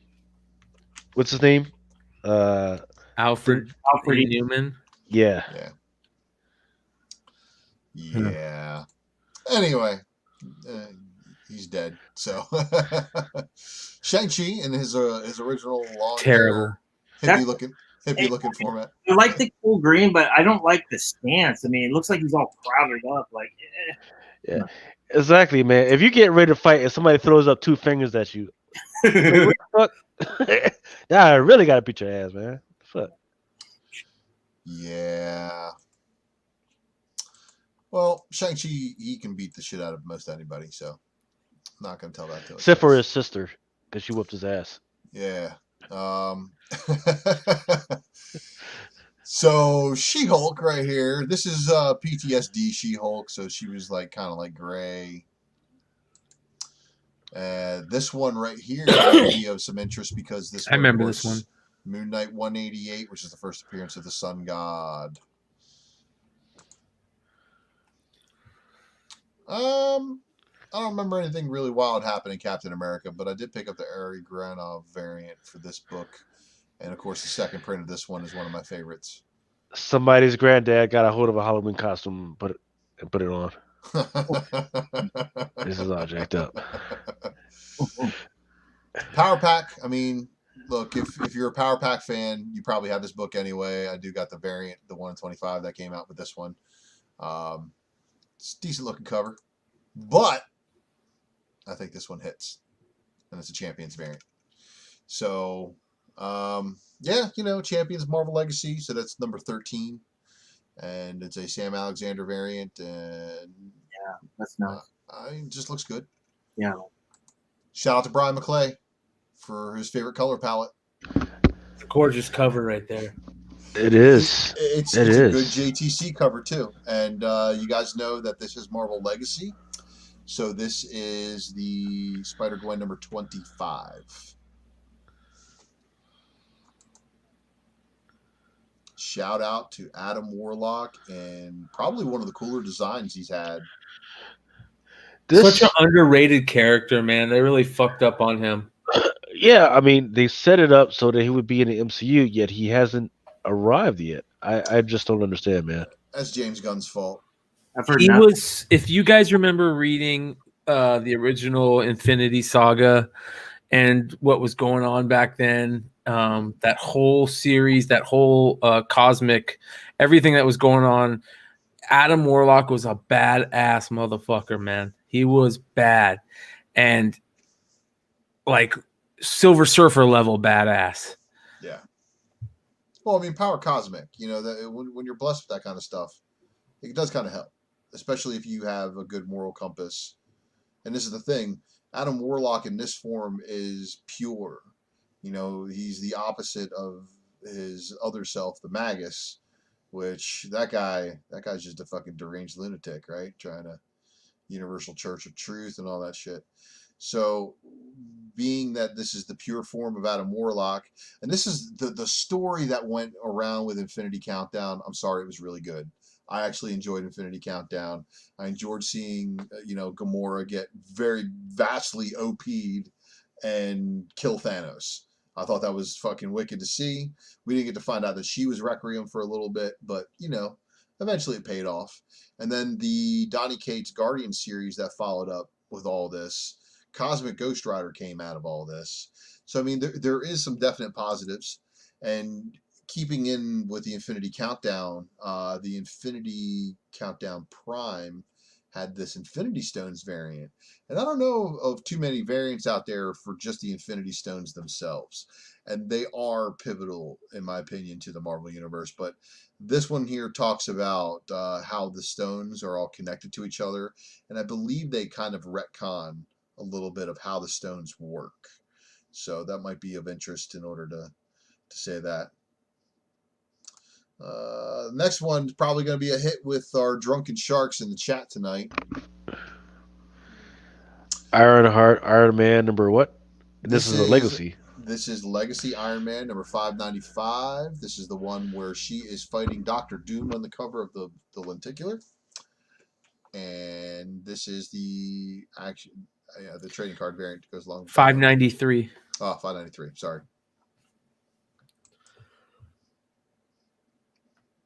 Not a bad Luke Cage cover, in my opinion.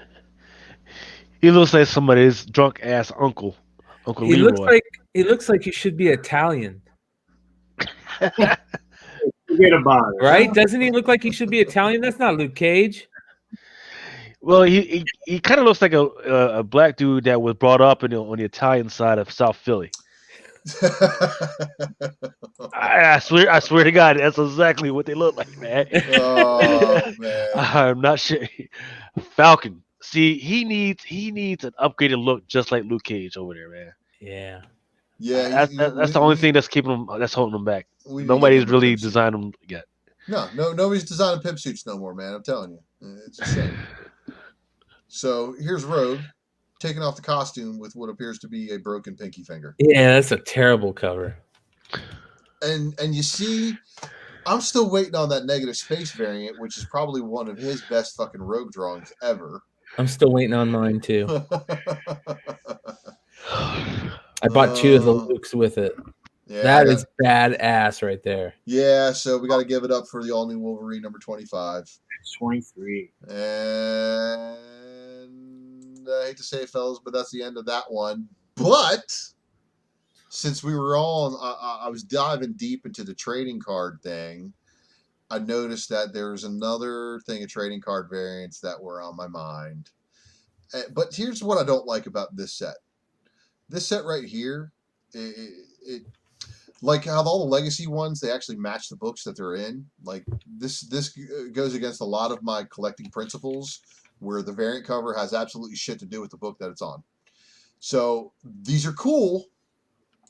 The last ones are organized in a fashion, but like, goddamn, why couldn't that have been an X-Men cover or a Gambit miniseries cover or just anything X related that would have been a fucking hit? We're talking about Jim Lee artwork here. So if you guys remember, these were actually done on a series of Marvel X-Men cards way back in the day. And these are the exact artwork that Jim Lee did for him. And I remember fucking obsessing over these cards because the artwork was just like phenomenal. This was Jim Lee. Yeah, Jim Lee is, Gambit is Jim Lee. When you think Gambit, I think Jim Lee art. I think Andy Kubert, but really? Just because Andy Kubert drew his first. You know, I think like Omega Red and but I think of Jim Lee, man. I do think of the Jim Lee run, but I think of Andy Kubert every time I see just because of that cover. Yeah, man. He didn't draw the interiors. I know, but I still just the first time that, it's like that first impact. Like this right here, Thanos number 9. So Come on, man. I mean, a Polaris and Strong Guy It cover. reminds me of like Mirror Island Saga, man. Yes, and the blue and yellow X suits, the X-Men 275 cover. That's garbage, though. The Jim Lee variant, the Jim That Lee cover. Strong Guy is terrible. Remember Beetlejuice when they shrunk the heads? Yeah. Now, I guess this one has a little bit more to do with it because Storm is married to Black Panther in continuity. Oh, yeah, that makes sense. But still, I mean, this is totally the 1990s, and as you guys can tell by the X-Men outfits, you can tell, definitely dates them a lot. But the thing about this era of Storm is her man was actually Forge at this time. So this I thought was just one of the most awesome pictures of Forge. And I remember really liking this card because it gave a really, really good description of like Forge's tech, his ability to create technology and stuff like that, and how he fashioned his own cybernetic leg, and you get it. Right here, one of the best Emma Frost pictures, I think, but unfortunately, it's on a Gwenpool cover. And then this one right here, Mr. Sinister. I mean, this right now on a Marauders variant. Yeah, that's crazy. Yeah, I know. Doctor Strange. So, Invincible Iron Man number 9. Can you go back to that Gwenpool real quick? Yeah, I can go back to that. Gwenpool 18. That's a dope cover, man. It really is. I mean, it's definitely one of the better Emma Frost variants. She doesn't have very many, that's for sure. Oh, Invincible Iron Man number 9. That reminds me of Ed McGuinness, not Jim Lee. Yeah, I can see that. Now, I think this might actually be the volume of the first full Riri.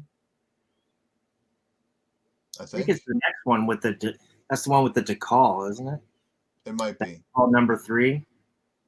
I can't remember. If this is the previous volume, then yes. Oh yeah. Well, this was Marvel Legacy, so yeah. This was right before Marvel Legacy. It's a couple issues, so yeah. This is the volume after. So this is not the one with Riri in it. Yeah. So that's good. Good call. Good call. And this again, another Marauders cover. Jim Lee. I know, right? Like, oof. When I think of Psylocke, I think of Jim Lee. That's for sure because of the Jim Lee drew a lot of them in like bathing suits and stuff like that at the X Mansion. Awesome Sentinels. I mean, this is, but it's not a Thor book. It does nothing for nobody, right? And then this next one is like one of my favorite X villains, and they put her on a Ms. Marvel. Anyway, shout out to Lady Deathstrike, and then of course the granddaddy of all X villains, and he's on Royals, but he is that's like sick.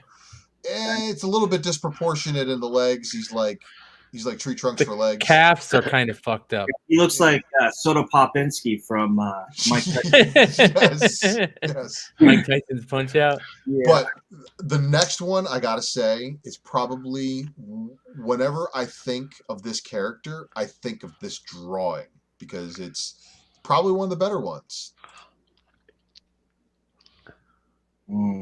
Bishop. So it's showing Bishop not only exhibiting his gun, but his mutant power. So I didn't know he shot lefty, and I guess that's only done for this card.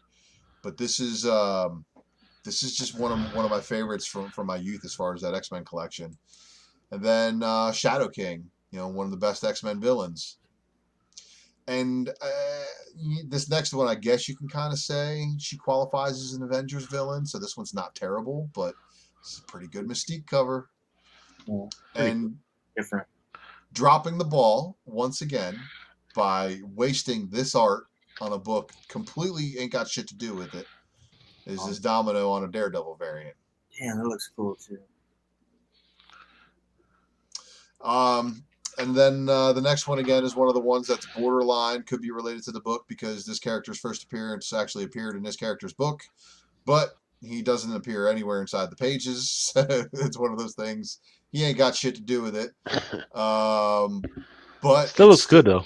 It's an amazing Jim Lee drawing of Sabretooth, and this is back when Wolverine and Sabretooth's feud was definitely at its peak, and everybody was like, "Oh, Sabretooth is Wolverine's dad," and then they had that issue with Cable and Sabretooth and Wolverine where they revealed that he's not, and everybody got all offended, like, "What do you mean it's not his dad? Like, it's just what the book says, man." And then that book also has a second printing, and that's actually back in the days when Marvel was just starting to scrape the surface on doing second prints for some of those books for the Heavy X titles. This one right here is probably one of the most killer looking Archangel drawings of that, artistic style. If you want to disagree with me, you can. Beautiful, fucking beautiful. I don't care what you say about the cross hatching on the legs. Another one. God damn it. If this was on a, any one of these books, man, I mean, like all the Psylocke stuff and the Sinister stuff could be great Hellions variants. This would have been a sweet Marauders book or a House of X book, any of those. But I promise you guys the goods. So I want to remind everybody to please be sure to like and subscribe to this video and this channel.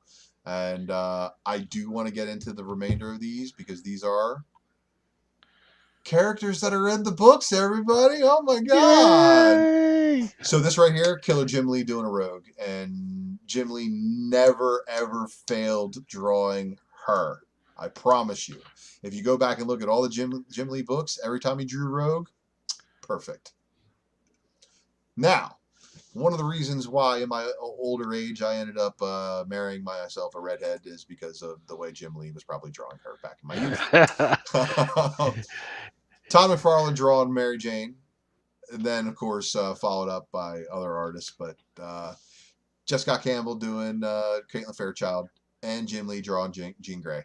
Okay, those are some of the reasons why I have a redhead obsession. What can I say? But you know what? You need to know this about any redhead. This is the side that is when she's pleasant, and this is what happens when you piss her off. I advise not pissing off the redheads because it's very, Phoenix worse. Definitely detrimental to your health.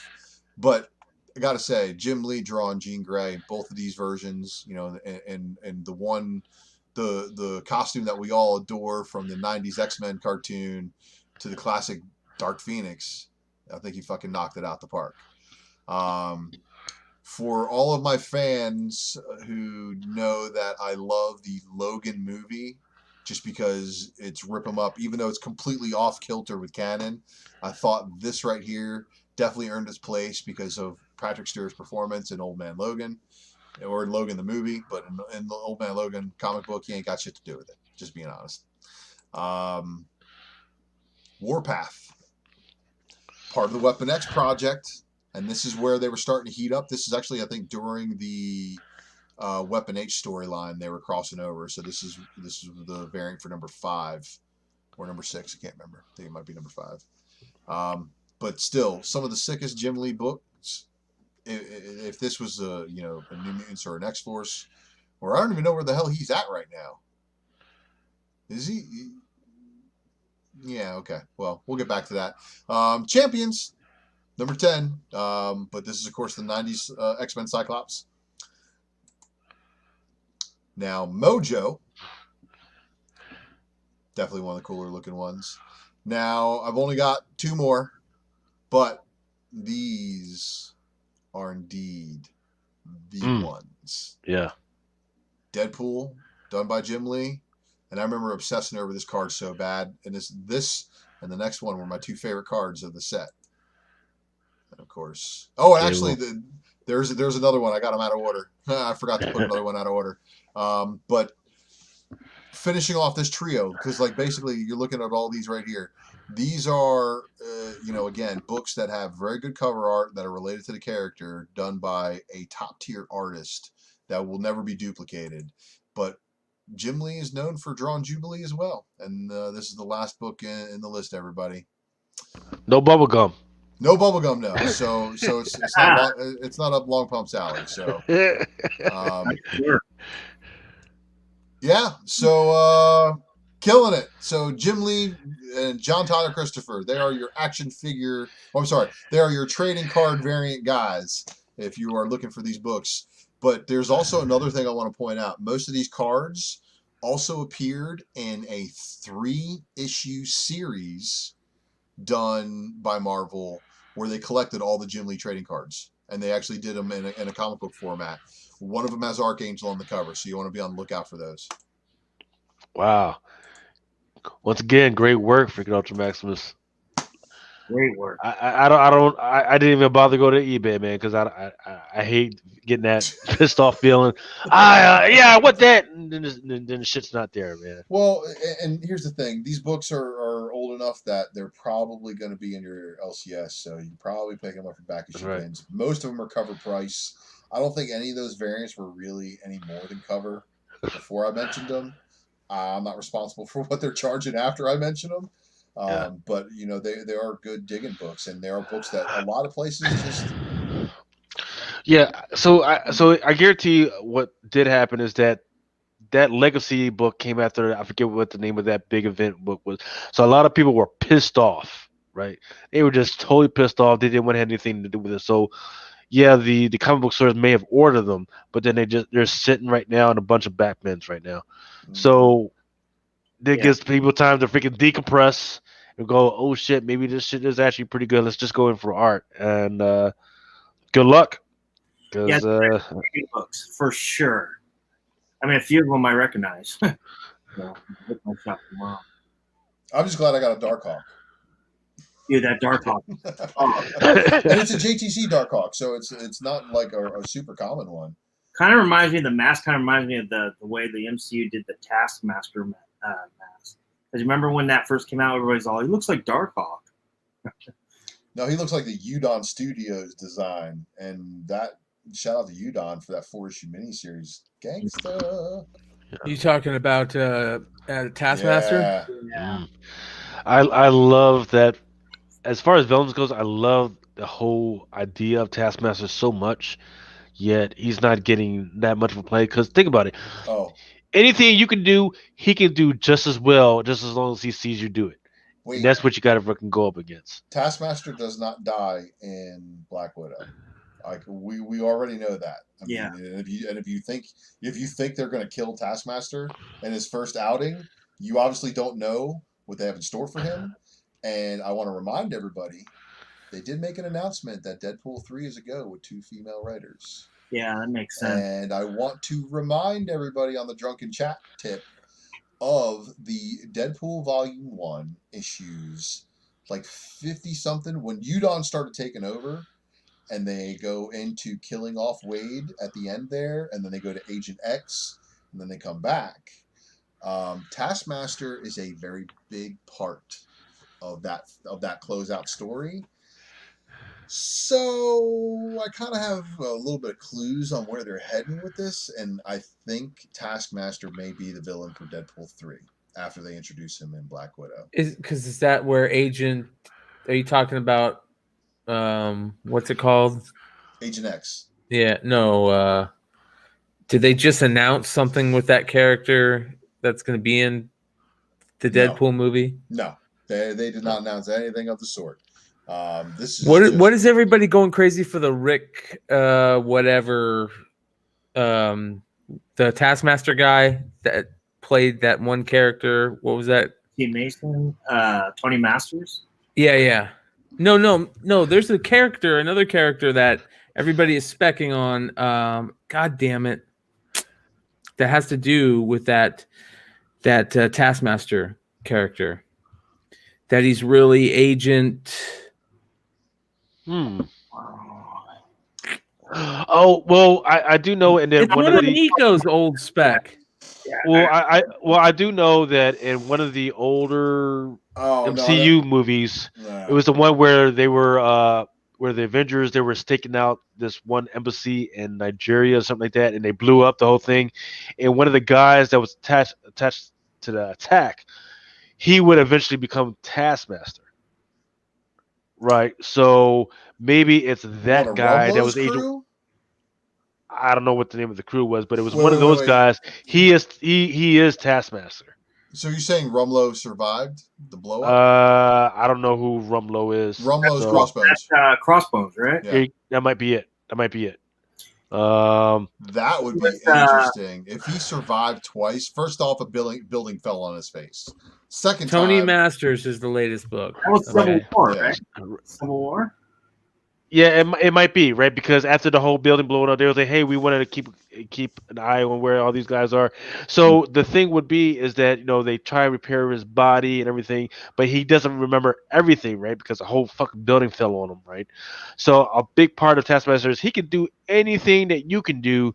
It's just that every time he learns a new skill, he forgets some of the other shit because it's like a fucking disc. So that's why I fucking love him. They could do so much shit with him by doing that. Yeah, Keep him in there. And what's the name of there's a chick that's out there. She's always got like the golden mask on. I think is her name Madam Black. Mask. There you go. Madam There you go. Mask. She has kept on showing up. I haven't seen her announced at any time, but she shows up so much along with Taskmaster. They've got it. I got something. She's gonna be in Shut! Hey! Let me go ahead and make my purchases real quick. No, go ahead, man. Go ahead. No, they've already said that she's gonna be in Falcon and Winter Soldier. Oh, well, there you go. Madam Mask will be in there. So this is the reason why everybody was like, "There's no good Madam Mask variants." Like, yeah, no, there isn't. There's fucking absolutely none. She barely got any kind of play whatsoever. But yeah, so we already know about her being around. I don't think Rumblow's dead. I mean, let's just Crossbones. He's gone. He's dead. Let's count him out. Right. I So thought I read it. So the speculation would be where the fuck does Taskmaster come from? And that's where Dino's speculating about that. That would be an understandable thing to speculate. Where the fuck does Taskmaster come from? Yeah. Is he a character, an old character, and now they're bringing him? They do it all the fucking time, so I understand that. So if they build Thunderbolts, yes, they build Thunderbolts, that would be great. But I kind of have a feeling with Thunderbolts that we're never going to see Thunderbolts. Why would you say that? Because they've been talking about doing Thunderbolts forever, man. Well, first they have to do Secret Invasion, and then they have to do Dark Avengers because both of those have to play out, don't they? I think if they did do Thunderbolts, they would do the Dark Avengers version of it. Yeah. I mean, that's the only play that they have really is they have to have villains take over and have Norman Osborn try to, fuck over everybody with Siege. Is that Thunderbolts book still a big book? Not sure. What does that go for? Let me take a look. Let's do a real time. The first Thunderbolts and Hulk. Yeah. 448. I sold that shit a long time ago. So it's 449. There's a newsstand copy of that too. Yeah. And there's also a preview book that happens like right after that too, isn't it? Yeah. So all of those are popular as all get out, but that's $9. What? Oh, it's the reprint. Okay, Jesus Christ. But like Lucas was saying, you could do so much with Taskmaster because I mean, he's been bad, he's been anti-hero. $60.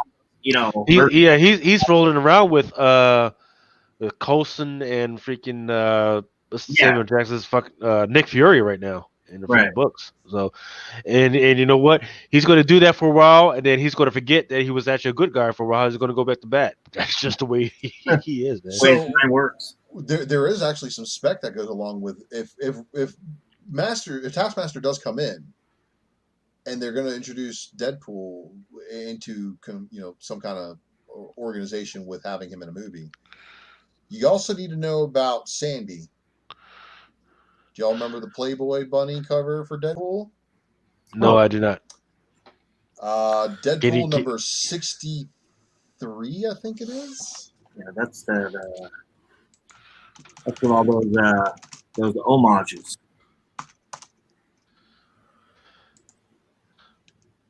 Not 63. Hold on. It is not 64. Wow, 449 sold for $113 raw. Was it a newsstand? Yeah. Okay, gotcha. Let's see. Let me bring this up. So you're gonna bring up it's Deadpool number 65. I'm trying to bring up a good one. All right, there we go. Let's share my screen. Guy, I got 5% left. So, however long Go, that takes. motherfucker, go plug in your shit and come back. Yeah, I'm like, there's something wrong with that. I gotta buy a new one tomorrow. So there's a complication because that's Taskmaster's girlfriend that's hugging on Deadpool right there, and Taskmaster shows up. I think later in the book. I think something happened. I think he hit Sandy, and Deadpool like wanted to kick his ass because of it. So her name's Sandy, and then also her friends are. This is also the first appearance of a guy named Black Swan, who has very big potential for a good Deadpool villain. Such a great cover. And then all this cover and all the closeout of the series, 65, 66, and 67 with Dazzler on the front of it. Let's see, Outlaw first appears in Deadpool 65 as well. So Outlaw is she's some Wild West gunslinger from the Marvel Universe's great granddaughter, and she's a mutant. I forget who she is. Let me see.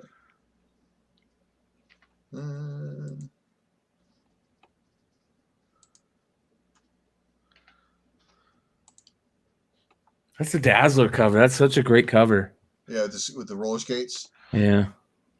So they call her Crazy Inez. She doesn't like it. And Douglas Temple is her father.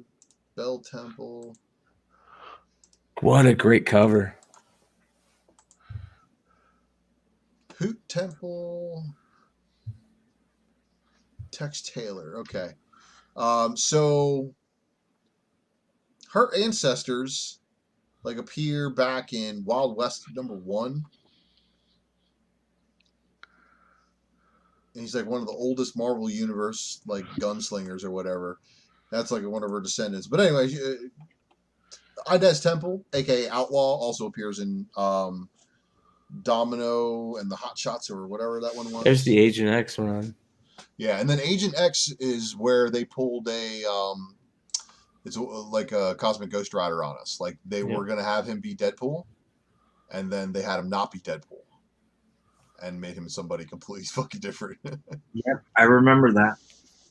And they also they turned Cable into Soldier X, and they turned Deadpool into Agent X, but they left Cable as Soldier X, and they turned Deadpool into somebody else. But Outlaw and Sandy, big part of Deadpool's book. So if Sandy is Tony Master's girlfriend, yeah, might want to be picking that one up too. Deadpool 65. Oh wow, nice. I love that Good Popeye stuff. book there too. Yeah. I'm sorry we got from Thunderbolts onto this because I don't know why, but but the Thunderbolts that's coming for King in Black is actually looking pretty cool too because it's a Thunderbolts team it's Taskmaster, Star, Rhino, and just like Batrock, the Leaper, and like all movie characters. Yeah. Yeah, reading the tea leaves. Basically, the Suicide Squad of Marvel, like somebody in chat said earlier. That's good. That dude, it took me so long to get a fucking good clean copy of that book. And all those Deadpools, man, from that first Deadpool run ended, sales were down like tremendously, and that's the reason why they canned them. And then after they shit canned him, they realized, oh my god, Deadpool is one of our better characters. We need to bring him fucking back. What is Invite to Raid talking about? Afra Backdoor? What is this? Afra Backdoor announcement? Cover Lover Comics is talking about it. Is there some announcement with Afra that happened? Don't know.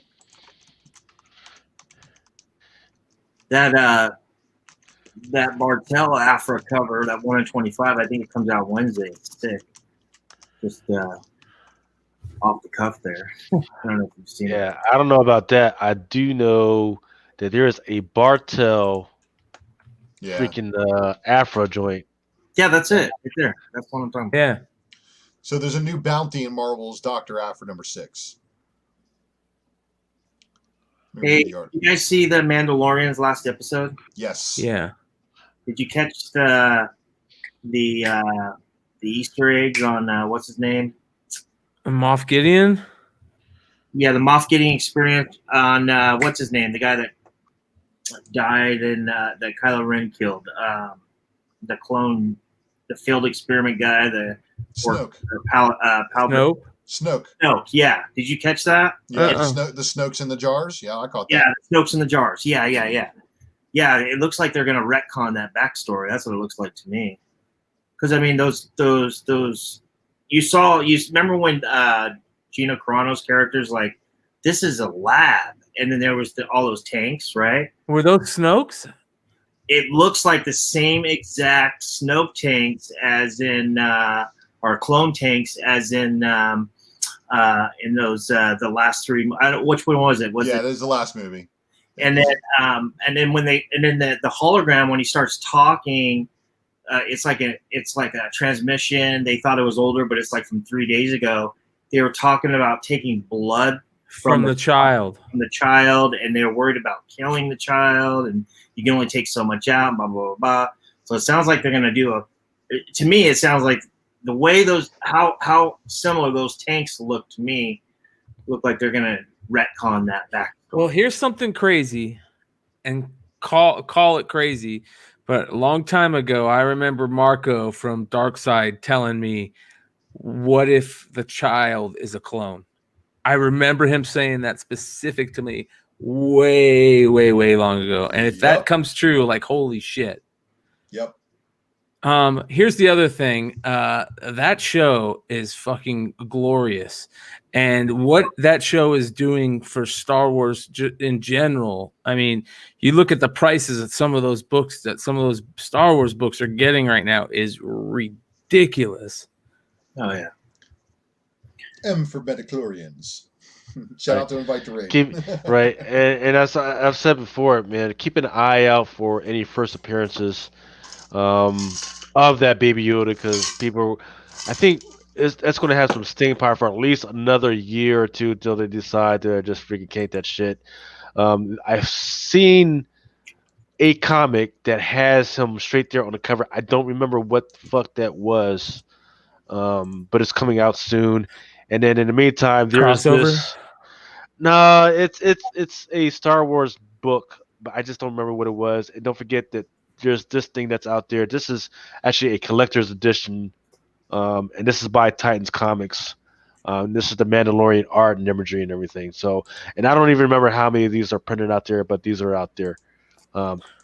Did you guys know that Jen Bartel did shoes for Adidas? No, I didn't. She did a Captain Marvel shoe and a Thanos shoe.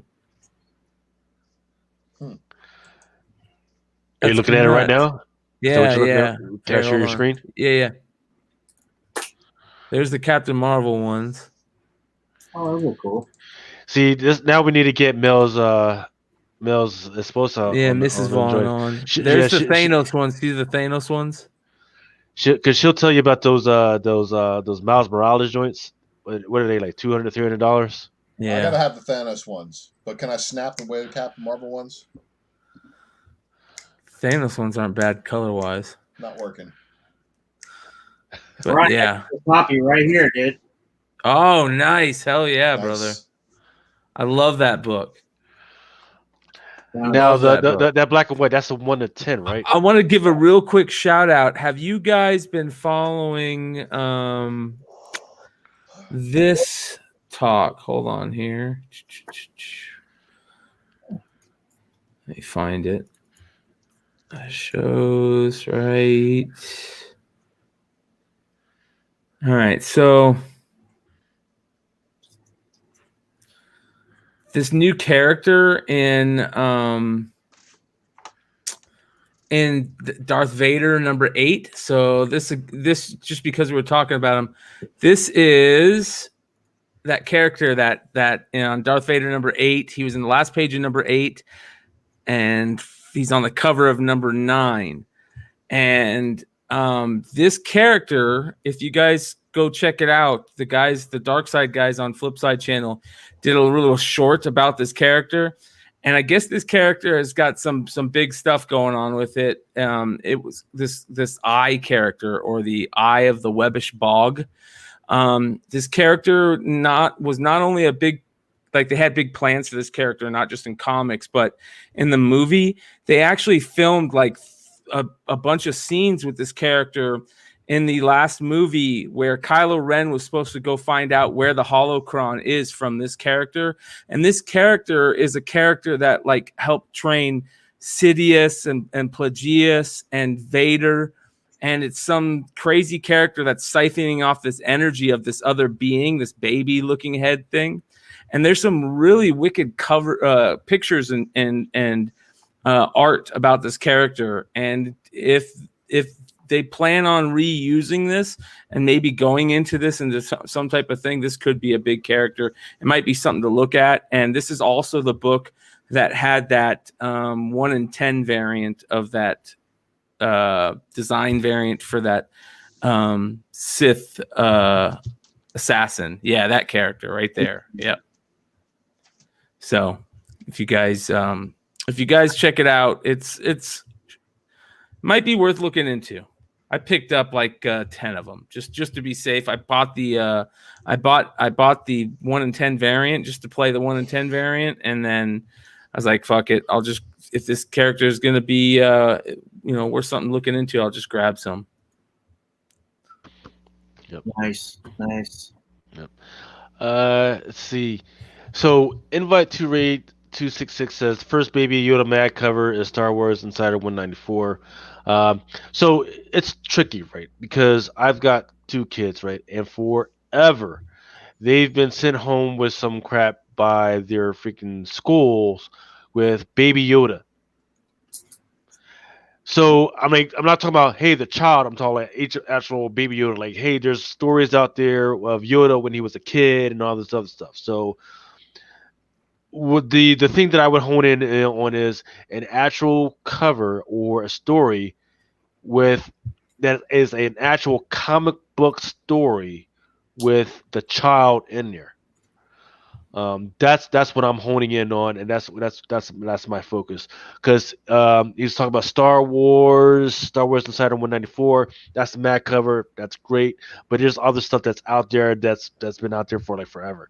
What I'm honing in is comic book publishers or an actual comic book story. Those are the ones that we should be looking out for. And I think this Momoka. No, Momoka doesn't have. Might be Momoko, but there is stuff that's coming down the pipes that's on his way. Yeah, there's a Star Wars Insider with Momoko.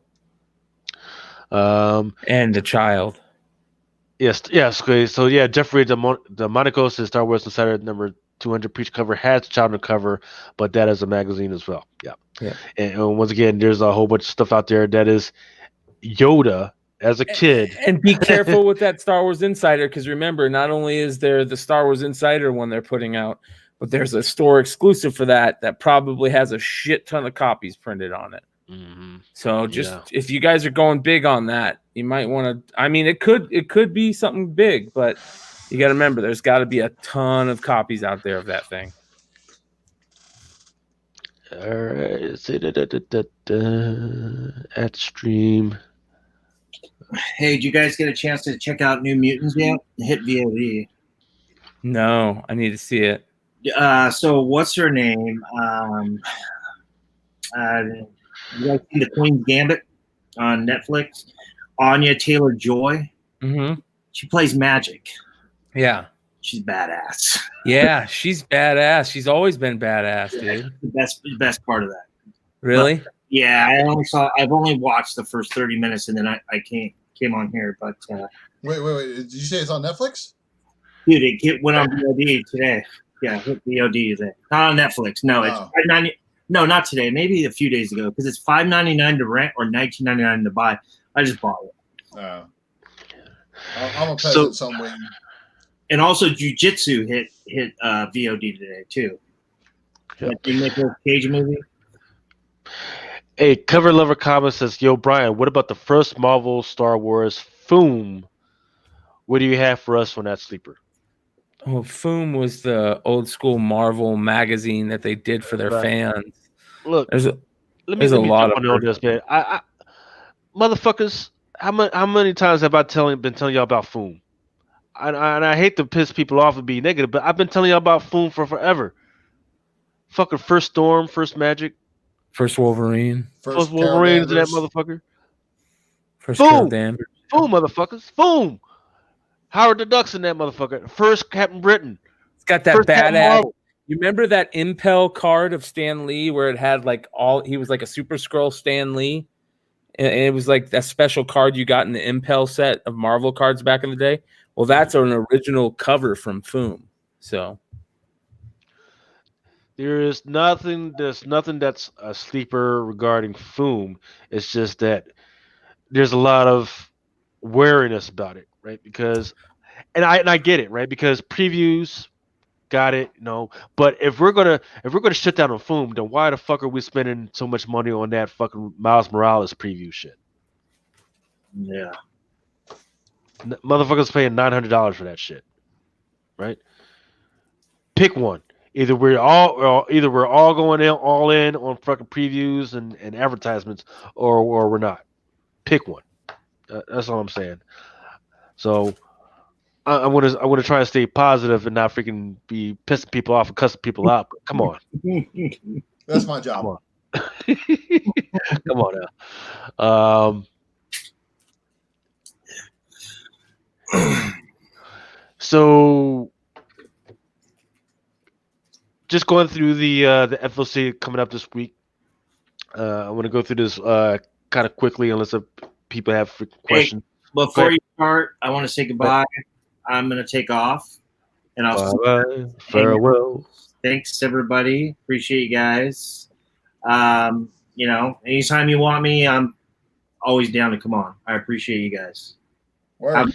Love having you in, Dollar Bill. Thanks for coming on, man. Freaking, your presence is always appreciated, man.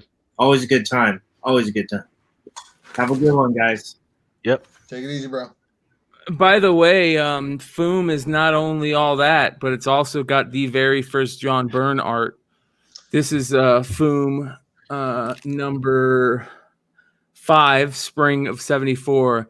The very first John Byrne fan art, I believe, is in this. So I know there's some John Byrne art also in Nightmare, but I think this might also be one of his first.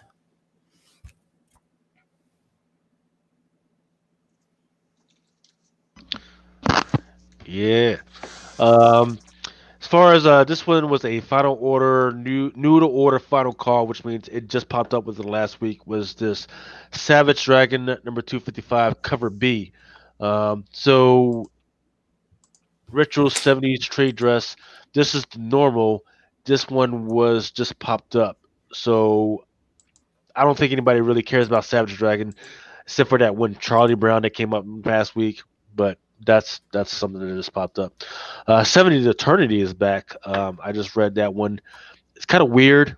But hey, people love 70 to Eternity. People have a lot of high expectations for it. Let's see. I don't think anybody cares about Dark Horse. See anything with IDW?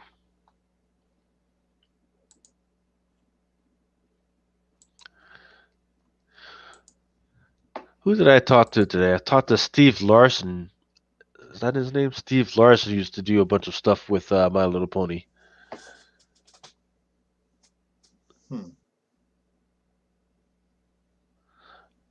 That's with IDW.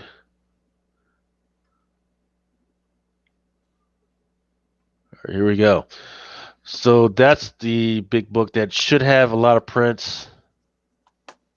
And hey, they just they got an announcement for Darth Vader number 7 is getting a second print, being stores in January 6th. Is that the one with Inicio, the Oshi assassin? Yeah, that's the one that just came out last week, or 2 weeks ago, and then the second print for number 6 came out last week. So yeah, it's issue number 7. It's got his first full one appearing, maybe. I guess you can call it. I came here to look at something. Now I forgot what it was. I'm looking over at the previews list right now. Ooh, Avengers 40. Phoenix They're all in on the Phoenix stuff. Everybody. Which is interesting. Is that Thane or is that Black Panther right there? That's Black Panther. Why the fuck does he look like Thane right there? Because they robbed him of his Panther face, and yeah, they fucked it all up. Yeah, that But- one looks good. But like that I one. want to point something out. They keep pressing that only one person is worthy to carry the mantle of the Phoenix.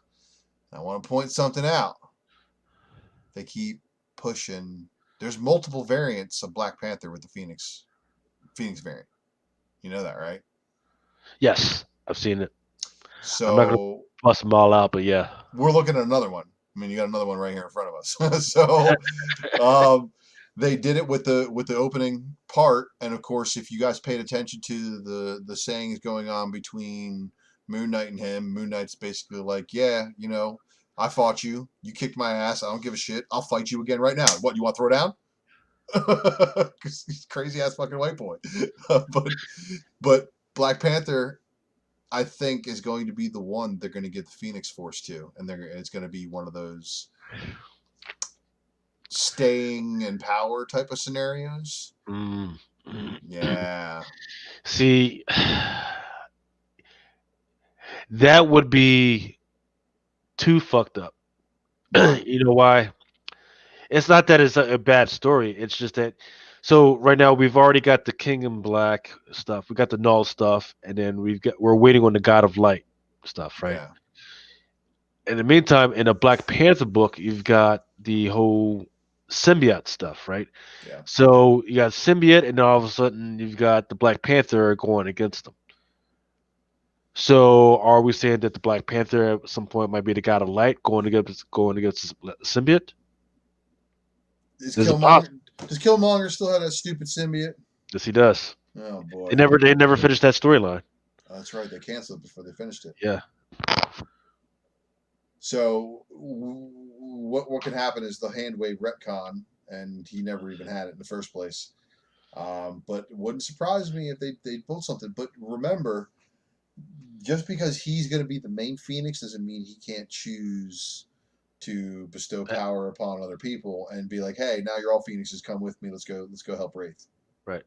So I forget which one it is, but at some point She-Hulk, she had Phoenix for a little bit. Yep. So who knows what's going to happen?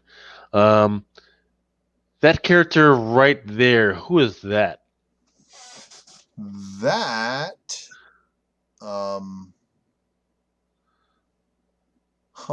He's got a sword, he's got some red gloves. I have no idea who that is. I don't know who that is either.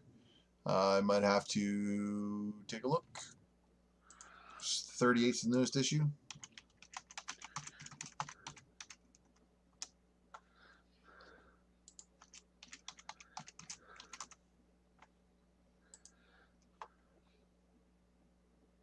Yeah, so 38 is the latest issue. And we remember we have a Mephisto that's going through multiple. Wait. Oh no! Don't even tell me. I know who that is. I think I know who that is. And I'm gonna put it in the chat. I will say this because it's a spec matrix I was working on, and this is. It's in the private chat. I don't know if it's him for sure, but I'm going to investigate it, and I want to report back to our drunken sharks in the chat and everybody watching live that I will figure out if it is who I think it is and give you guys a report back next week on that. So follow up. Okay. All right. Fair enough. So this is another Avengers 40. This is actually a 1-10. It's a design issue, and it's actually got 3 different characters on there. Don't know why they did it, but fuck it. The other joints, there's like the 1-25, 1-50. They're like very bland. There's nothing really to them. So I'm not gonna waste my time pulling those out. But let's see. Let me get back to the previews. Yeah, we already know about that one. Yeah, so there are those guys. Phoenix Wolverine, Phoenix whatever, Phoenix Captain Namor. America, Namor, Black Panther, She-Hulk. Yeah, man, it's kind of crazy to see it, but we'll figure it out. So what you're saying is, wait, was that a? Hold up, what the fuck? What'd you see? Where is it? Okay, so here it is. Yeah, $3.99. Connecting variant. Okay, well, we'll see. Champions number 2, second print. Go to Chronicles. Once again, I love this fucking cover. That Ghost Rider nullified. Yeah, it looks pretty cool.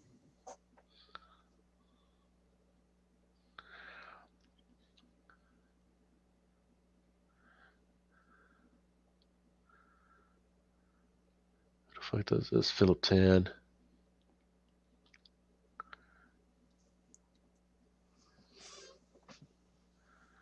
Ugh. See, Mortal Hulk number 42, Lasagna nullified variant.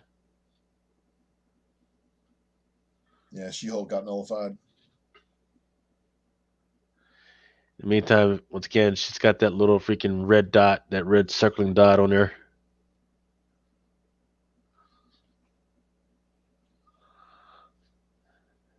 Let's see. Is there anything interesting in here?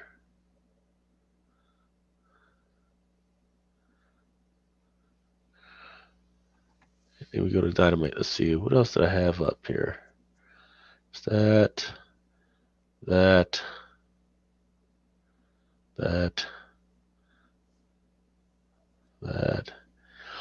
And Shang-Chi number 2. I think this is a 1 to 25 for those that are interested in those 1 to 25s. Mm-hmm. It is indeed all. It looks like the design variants for the second prints are 1 to 25s on all the Shang-Chi's. That Werewolf by Night number 3. This one is a 1 to 25. That is by Stokey. Stoke, whatever. Yeah.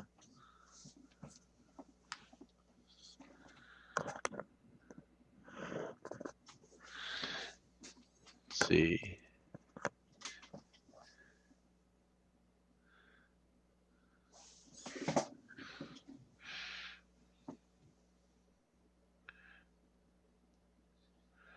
What the fuck is Perillo doing, man? Jesus fucking Christ. My goodness. That's a wrap. Is that Perillo? Yeah, Perillo. Ooh, so for those that are interested in those cartoonish freaking joints, this is Dynamite, number 3, cover G, a Peanuts homage. Peanuts homage. So yeah, I might want to think about that one. Because Dynamite doesn't even put out that much shit anyways. And they also have a Dr. Seuss homage.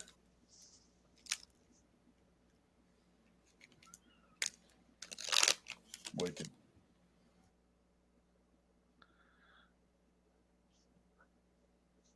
See, they fucked up. They didn't do a version of those. Let's see. Boom Studios. Do they have anything? I'm sure they do. I'm not buying. We only find them when they're dead. That's been an okay freaking title. They started out real good out the gate. Now nobody gives a fuck about them because they just fucked it up. Suko, Comes Greg, and let's like that's about it when it comes to the comics and everything. So Clay, you said you had some cards that you wanted to open. Did you want to open those now, buddy? There's nothing in them. I just opened them. Nothing in them. Oh, how dare you open them without the the viewership of the audience? What did you get? Hold on, I'll show you guys. He was smelling it and he didn't like it. I got 2 boxes. Here we go. Right here. 2 boxes. Let's see what we get. Oh shit! You're about to open a box? Well, there's only 2 packs in here that are worth opening, and they're the Mojo packs, and basically the other packs aren't even worth opening because you can't really pull any autos or anything from them. So these are the 2 packs. Sometimes you can get autos in them. People are paying $38 a box for these 2 packs. So here we go. And you guys can see they got like this Mojo refractor design on them. Yeah. They're pretty badass looking. But you can get autos in these. There's an Adley Rushman. That kid was the number 1 top player, the number 1 draft pick. So here you go. You guys can see those. I got one more pack. One more to open. That's 5 cards per pack, right? 5 cards per pack. Yeah. These are the Bowman Chrome Mega Boxes, and there is something in this one. Don't know if it's an auto or just a refractor, but it's in the middle. Let's see here.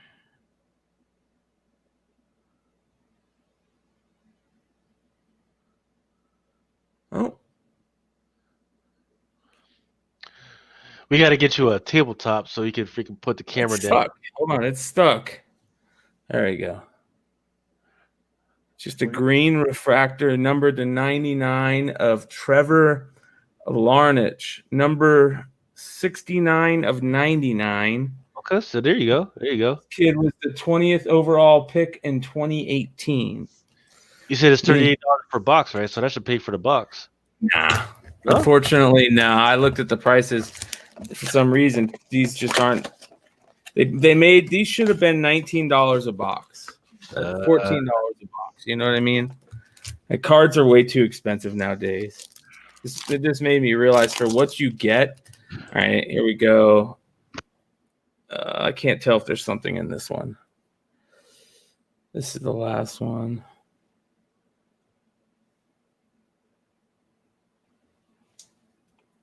And another stick. Maybe it's sticking. Hold on. Is it sticking? Yep. Another one that's sticking. Hold on.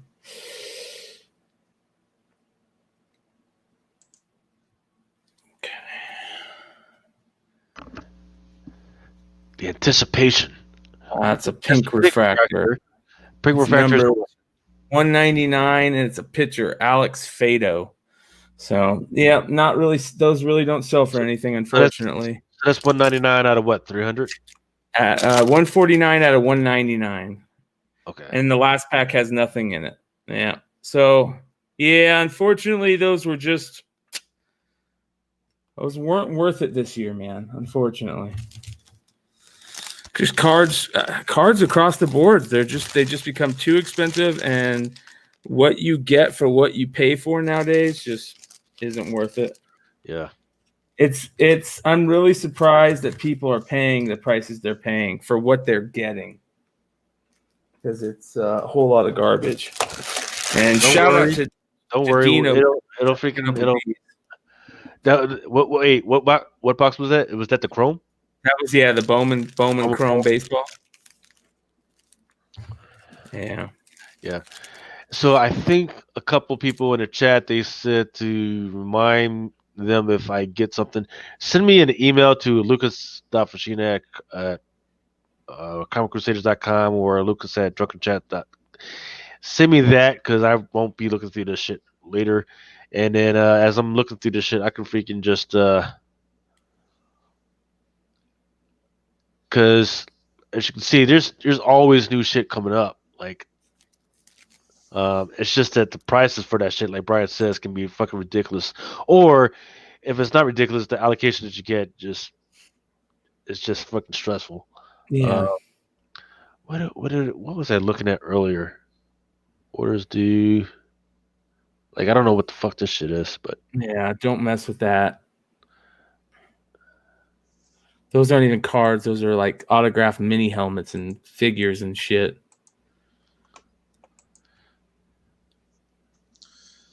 Well, boys, I got a big day ahead of me tomorrow. okay. Well, it is 2:40. We've been on for almost 3 hours. Um, Oh shit, where'd he go? He just bounced out. He said, "Peace." She said later. Hope the stream doesn't end, but if it does end, I love you guys. Thanks for watching. No, it's not. It's not ending. He's gonna pop back. He's back. apologies. It's okay. The other night, I was doing my live stream and I accidentally hit the power button on my keyboard and shut off the fucking computer in midstream. And it went black, and then I turned it back on, and it defaulted to the no camera, but they could hear me and shit. So it was funny. I've done that. I've hit the back arrow in midstream too before. But yeah, dude, I'm always saddened that the show is so short. I don't have enough time to hang out with you guys. But I appreciate you guys inviting me on tonight. No, just we were blessed to have you and your great information, your research. Once again, Ultra Maximus. Thank you, and thank you, Brian, for freaking jumping on with us and freaking sharing what you got, man. If I don't know if you guys want to hang out with me tomorrow night. Now that we fucking got this shit with the Comic Crusaders and the and Mel's channel freaking squared away. I don't know if you want to try and hang out with me tonight or this week, because I apparently am going to be sitting my ass at home trying to not get sick from these other motherfuckers. So, oh man, yeah. So we're gonna. I think what I want to try and do is I'm going to try to push out more content and once again, try to push some stuff out through Flipside and bring in a raw report. We're going to try and push it out through all the freaking channels. Make sure freaking everybody freaking eats. Gets that same information. Soon as fucking Nick fucking gets out from under that pussy that he's fucking that wop that he's under, fucking push out some manga content. So pay attention to that. Once again, if you guys have any questions or the content that you guys would like us to fucking address, just let us know and we'll fucking try and push that stuff through. And once again, in 2 weeks, we'll hopefully have Mel back after he's fucking done freaking feasting on that big old turkey. But yeah, once again, thank you guys for freaking joining us at fucking 2:00 in the morning. I love talking with you guys, but I got another fucking podcast in 5 hours that I got to get ready for. So and people call me the hardest working man in podcasts and call McClay the hardest working man in podcasts, but it's actually Lucas. There's no hard work to it, man. But I did just get off of another fucking joint with Reed Pop. Yeah, dude, you were on some sick shit earlier, man, and I would have loved to have been a part of that, but Stephanie Hans, Cullen Bunn. Yeah, Steve. I forget. I got the list somewhere else of the other people that were in there. You were rolling deep, dude. You were rolling deep. That's all you need to say. And then freaking just try to act freaking normal, not fucking geek out. Step on it. She's freaking out. No, but yeah. Hey, thanks once again, guys. Make sure if you want to get any stuff in, if you want to get some pull box orders, go ahead and freaking get it in. I'm going to let that roll through Sunday. Spread the word if you got anybody. Once again, those Christmas toys. Once again, think of the kids, man. If you got any kids, I'll definitely try and freaking get that down to cost for that stuff as well. We just got to think of the shipping. Thank you, Brian. Thank you, Ultra Maximus. Thank you, Mel, for letting us borrow your freaking channel for a little bit. And God bless. God bless you all. Once again, if you haven't already freaking subscribed to the Tales from the Flip Side channel, the CBSI channel, go ahead and do that. If you haven't already freaking subscribed to the Ultra Maximus channel on YouTube, go ahead and do that. Also, hit them up on the freaking Instagram. Don't ask them any crazy ass freaking questions unless you unless you want to freaking throw them a couple $1 or something like that. Also, make sure you subscribe to the Comic Crusaders Instagram. I need help on my Comic Crusaders Instagram. And if you haven't already subscribed to the Comic Crusaders YouTube, hit us up on that as well. Love you guys. Bless all you guys. And please stay safe. Peace.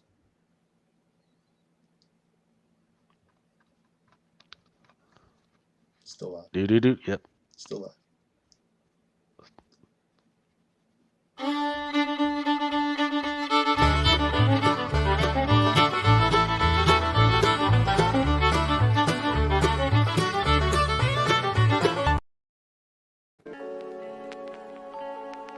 Visit undercovercapes.com for the latest and greatest podcasts via the Undercover Capes Podcast Network.